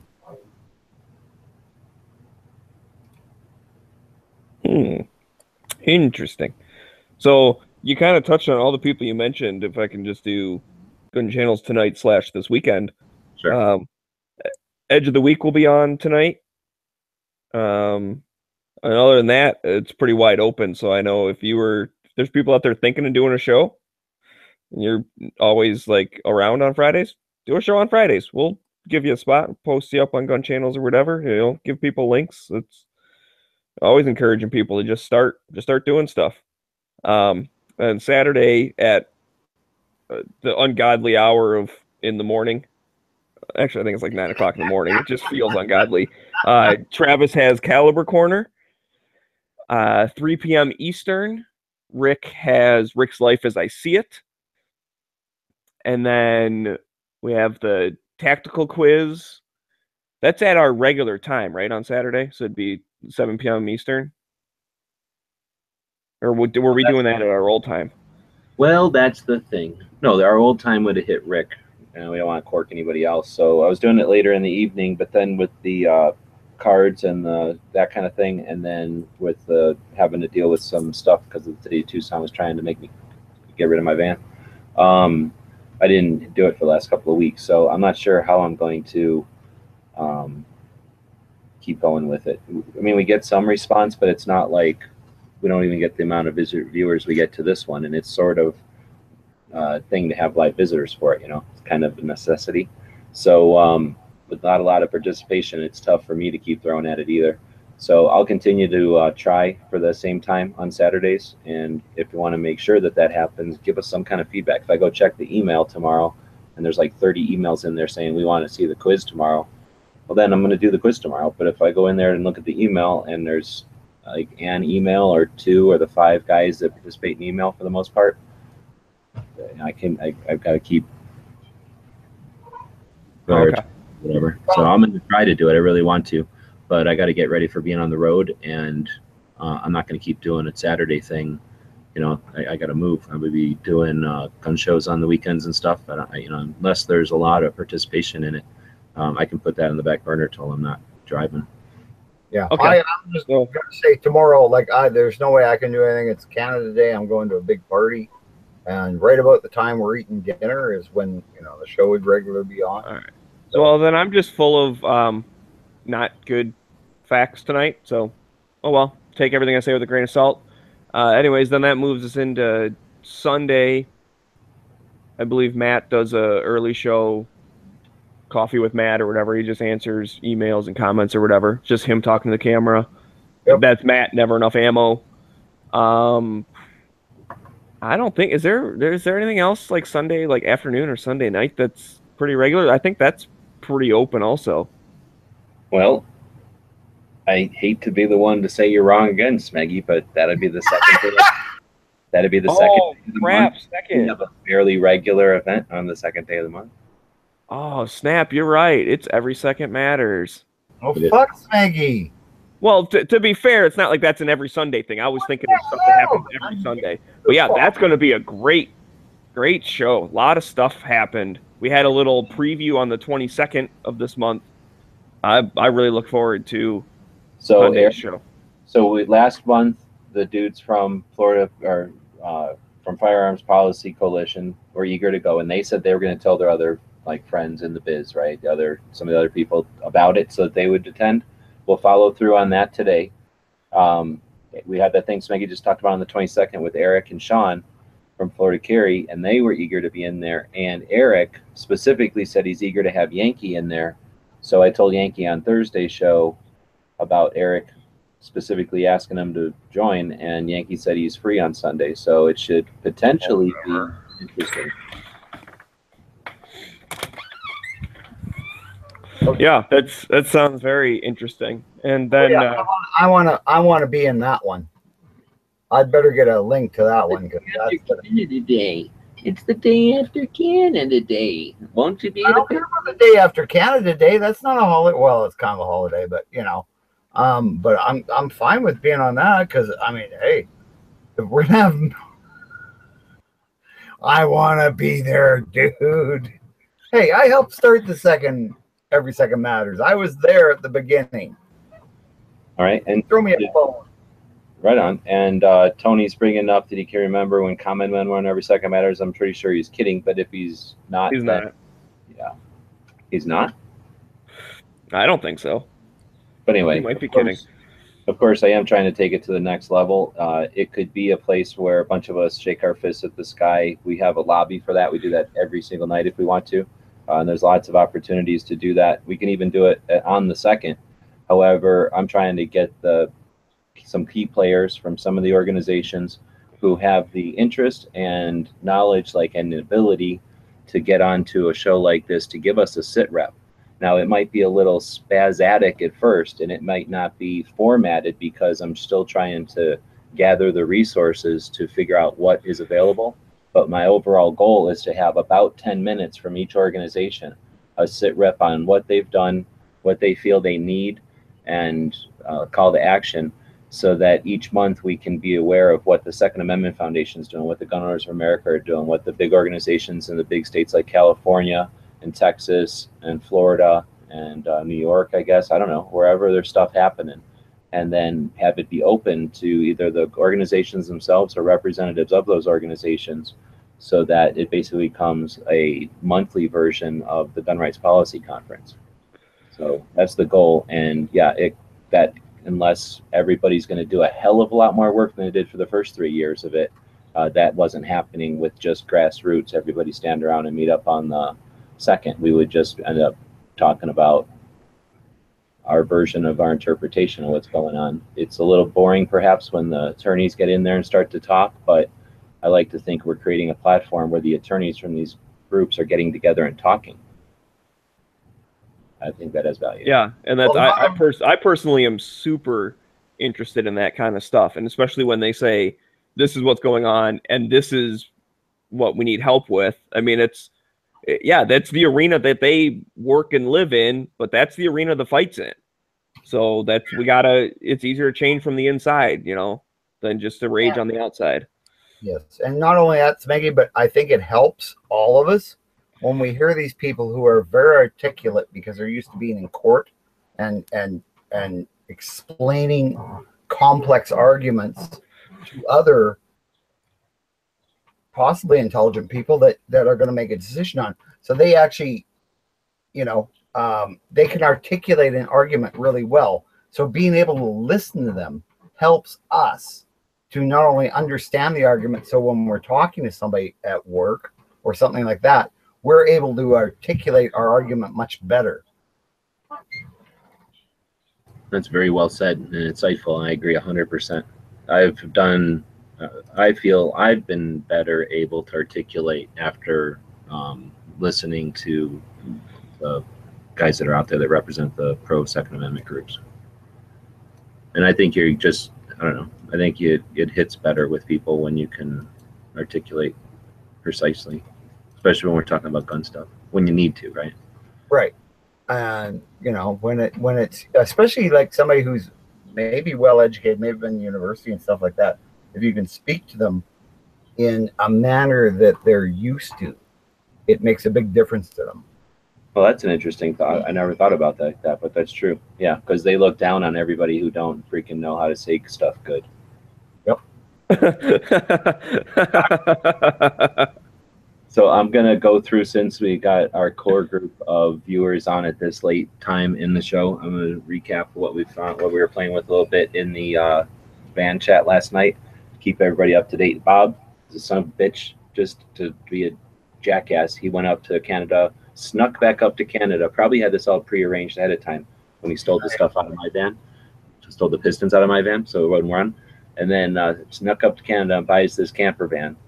And then so Bob's got a camper van now. All he's got to do is like wipe it off, like take all the old lady's doilies that he stole it from and throw them in the garbage or whatever, and then he's got a brand new camper van basically. And then I don't want to jinx nothing, but it's better looking than ever before that I'll have a van by the 12th of July. So we had a van chat last night and talked a little bit about that and started talking about itineraries. So the whole point of this show, this is why I figured I'd talk about it on this show. The whole point of this show when we first started this thing was to continue the Gun Show Loophole Tour. Now, I've been wanting to do the Gun Show Loophole Tour for quite a while. The thing I did in 2012 with Haas was like the beginning of it.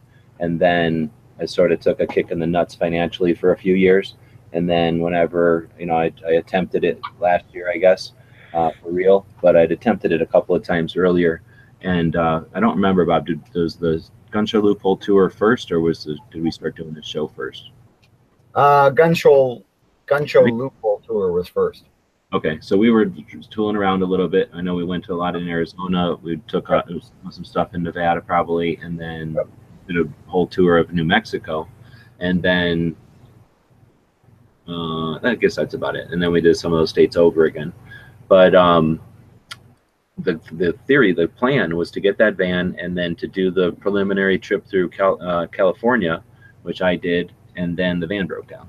So got lead on a new van, and that means new trips. So this one would coincide with the Old West cards, the Old West Guns playing card decks.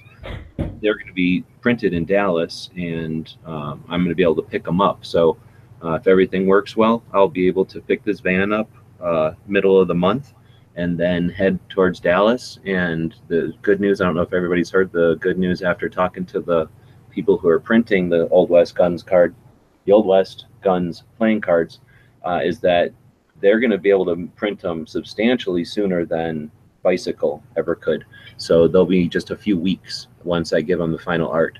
So I do have to wait for Kickstarter to pay me, which will be a few more days, I think 10 or more days still, and then give them the money, they have the art, and then just a couple of weeks to print. So if that all correlates good with the new van, then I'll be on the road. I'll go down and visit San Antonio to see Edge, head back up to Dallas, which it looks like is about so it looks like I'm going to get hotter to go see Edge. Come back up to Dallas, though, pick up the cards, get them film of them coming out of the printing press, which sounds pretty cool. I really like that opportunity. Hang out with Flippy. He's going to take me to a bunch of vegan restaurants, he said. And then whoever else is around there, maybe do a gun show or something. Check out gun shops for sure. I suspect that'll be like a go get them, or I know it'll be go film them being printed and then come back in a couple of days when they're done processing them. Then the next step in the tour would be to drive up to, you know what, this is wrong. This would be to drive up to Cody, Wyoming to the Buffalo Bill Museum and deliver them. So that part is missing. I think I closed the window and reopened it and added all these things back by memory, but I forgot the little spur that would take me up to Cody, Wyoming. And that's the whole point of this northern part of the trip. So I would have picked up the cards. The cards now exist. They would get shipped to everybody. That's all arranged. So don't worry about, everybody will get their cards probably at least a month early, even more. Then I'll head up to Tulsa and go to the J.M. Davis Museum, of course, and then head to Dodge City, which just seems interesting. Bob and I had planned to do that and I've never seen it yet. I know I've never been there before. Colorado Springs has a really interesting gun shop. That Dragon guy has a lot of guns. Then I'm going to head to Cody, Wyoming, to the museum there, drop off the cards, check out that museum. Then Salt Lake City, of course, the Browning Museum. Go down to Vegas, just because it's, might as well, you know, instead of coming straight south, it's kind of boring to go straight south. And then back to Tucson. So that looks like it'll be about 3,500 miles or something. I think it was about 4,000 miles by the time you had Cody. I think this one was 20 days, so it brings me back, you know, sometime in whatever. And then this is the reason I wanted to bring this up for Tony out there, if he's still watching. I don't know if I'm screen sharing. Still chatting out there. Okay, so I'm going to probably, if the van's doing good, that, you know, 3,000, 4,000 mile trip will let me know if everything's working, and hopefully the daily show will be rocking. We'll be on different locations every single day, meeting people. Same concept as the tour last year. I'd like to extend the opportunity to cover or film, whatever you want to say, your collections out there. So someone who might have an interesting collection, valuable or just unique, but for whatever reason doesn't have the facility or the interest in sharing it with the internet, they could invite me over, and it'd be me and my dog, and no one will ever know where your firearms are or your collection is, or who you are or what state it was in. So, you know, if it happens in Texas, it'll be released in Illinois, and no one has any concept of where it could have happened at. So I want to give that anonymity and that opportunity to people, because I think that'd be fun. And then, of course, the gun shops that are out there, the gun shops, the surplus stores, the museums, and the pieces of museums that are free to get into. All that kind of stuff, of course, is the, you know, if that all works and starts pumping and we get some Patreon money coming in to basically support the gas, because everything else will be funded, then we'll head towards, basically the goal of this trip is the Bannerman Museum before, or the Bannerman's Castle before it falls down. So that's in New York. So I really don't know which way I'd go. I'd either go up one way and down the other, or down one way and up the other. So anyway, I put Chattanooga on here, Tony. So hopefully we'll meet up and go to that museum. The oh, it's not Davis, something with a P, I think. Anyway, the museum there at the battlefield. Put Atlanta on there, New Orleans. If I still have the invite and the guy's still there, I had that invite to do an interview with the guy from who used to import Chinese AKs. Got Edge in there again. Houston, so that's Pwnery, right? DC, of course. The ATF branch, they'll let me in. The Smithsonian, the NFA, the NRA Museum. Then heading up to that castle. Then over by Smeggy there, Moon, Pink, whoever else lives around there. And ideally, I'd be doing gun show, gun show, gun show, gun show, like the last tour. Taking some time and seeing gun shops along the way. Then go down, I don't know, go down maybe for a day or something and see that place where Tim's at, Copper Custom. I don't really know where that is. I'm assuming it's in Indianapolis. Then by Dano and other people I know in this area in Wisconsin. And then down to Salt Lake, St. Louis, where the NRA Museum, or is it in Springfield? You went to it, didn't you, Bob? Or no, you didn't go to it. Somebody went to it. Dano. No, I didn't. I think Dano might have. I didn't go to it. Yeah, Dano went to it. So then, of course, J.M. Davis again, New Mexico for the, actually, I should have moved this, but back to the Red Dawn sites, and then back to Tucson. So that's a much longer one. And I don't know, maybe I'm going into way too much detail. Yeah, we're losing viewers, so nobody cares. But anyway, and then we put a projected one in. I'll pick up Jimmy. We'll head over to California and do kind of a loop. And then finally up to the West Coast. So depending on if Bob's here, do something like meet up with him in Vegas. Yep. You know, around California, go up and around, come back down, Salt Lake City, Denver, or what do we call that? Colorado up and down road. Then on locations, our friends in Albuquerque, and then back. Well, yeah, I think when I'm down there, we ought to do the more southern states, just because of the weather. Oh, you don't want to go to back? You don't want to go all the way back to Washington State in the middle of the winter? No, I'm thinking those ones are the ones you do in the summer, right? When the weather's nice. But no, I think it's gonna be. I think it's gonna be a blast. Like I say, I'm gonna be down there for, well, at least 3 months this year. I figure. Issues that mean I can't spend, like, you know, half the year down there. But anyway, new RV van. But anyway, your van ain't my van.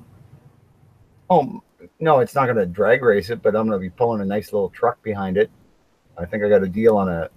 Never mind. We'll save that for van chat. Bob just was about to say he's buying another truck so that he can tow it behind his camper van. You know that's what he was about to say.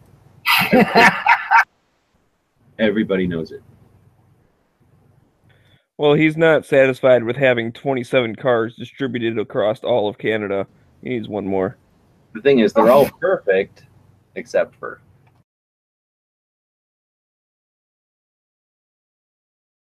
Hey, I'm getting rid of... Anyways, I think that about wraps it up for the day. Yeah, we're banned already. Sorry. So hopefully people are interested in the update and the potentially, well, I think the look, the potentiality here. It looks like the bright future of the show. So it's going to be a little bit different format. We've had a couple of stints on the road, and hoping with this new equipment and whatnot, it should be a bit more convenient for all that. So really looking forward to taking it even further. Thanks to everybody for their patience with the Patreon stuff. Hopefully you'll stick with us, and hopefully this will encourage other people to jump on too. And I'm not rich, so I can get the ball rolling, and then we'll see together how far we can keep it going.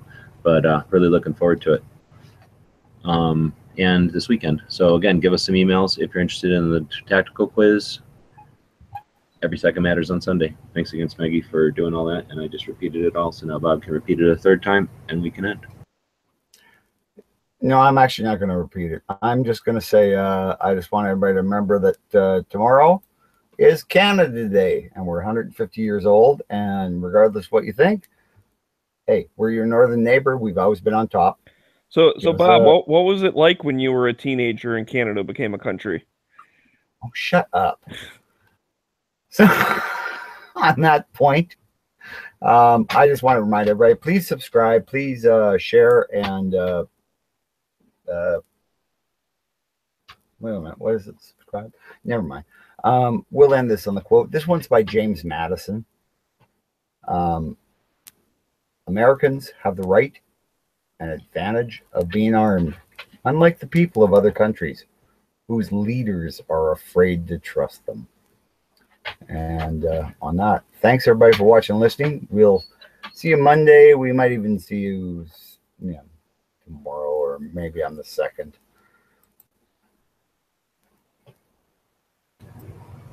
The guys and gals of gunwebsites.com encourage you to take a CCW class every year, practice at least once a month, and carry every day. Thanks for watching gunwebsites.com.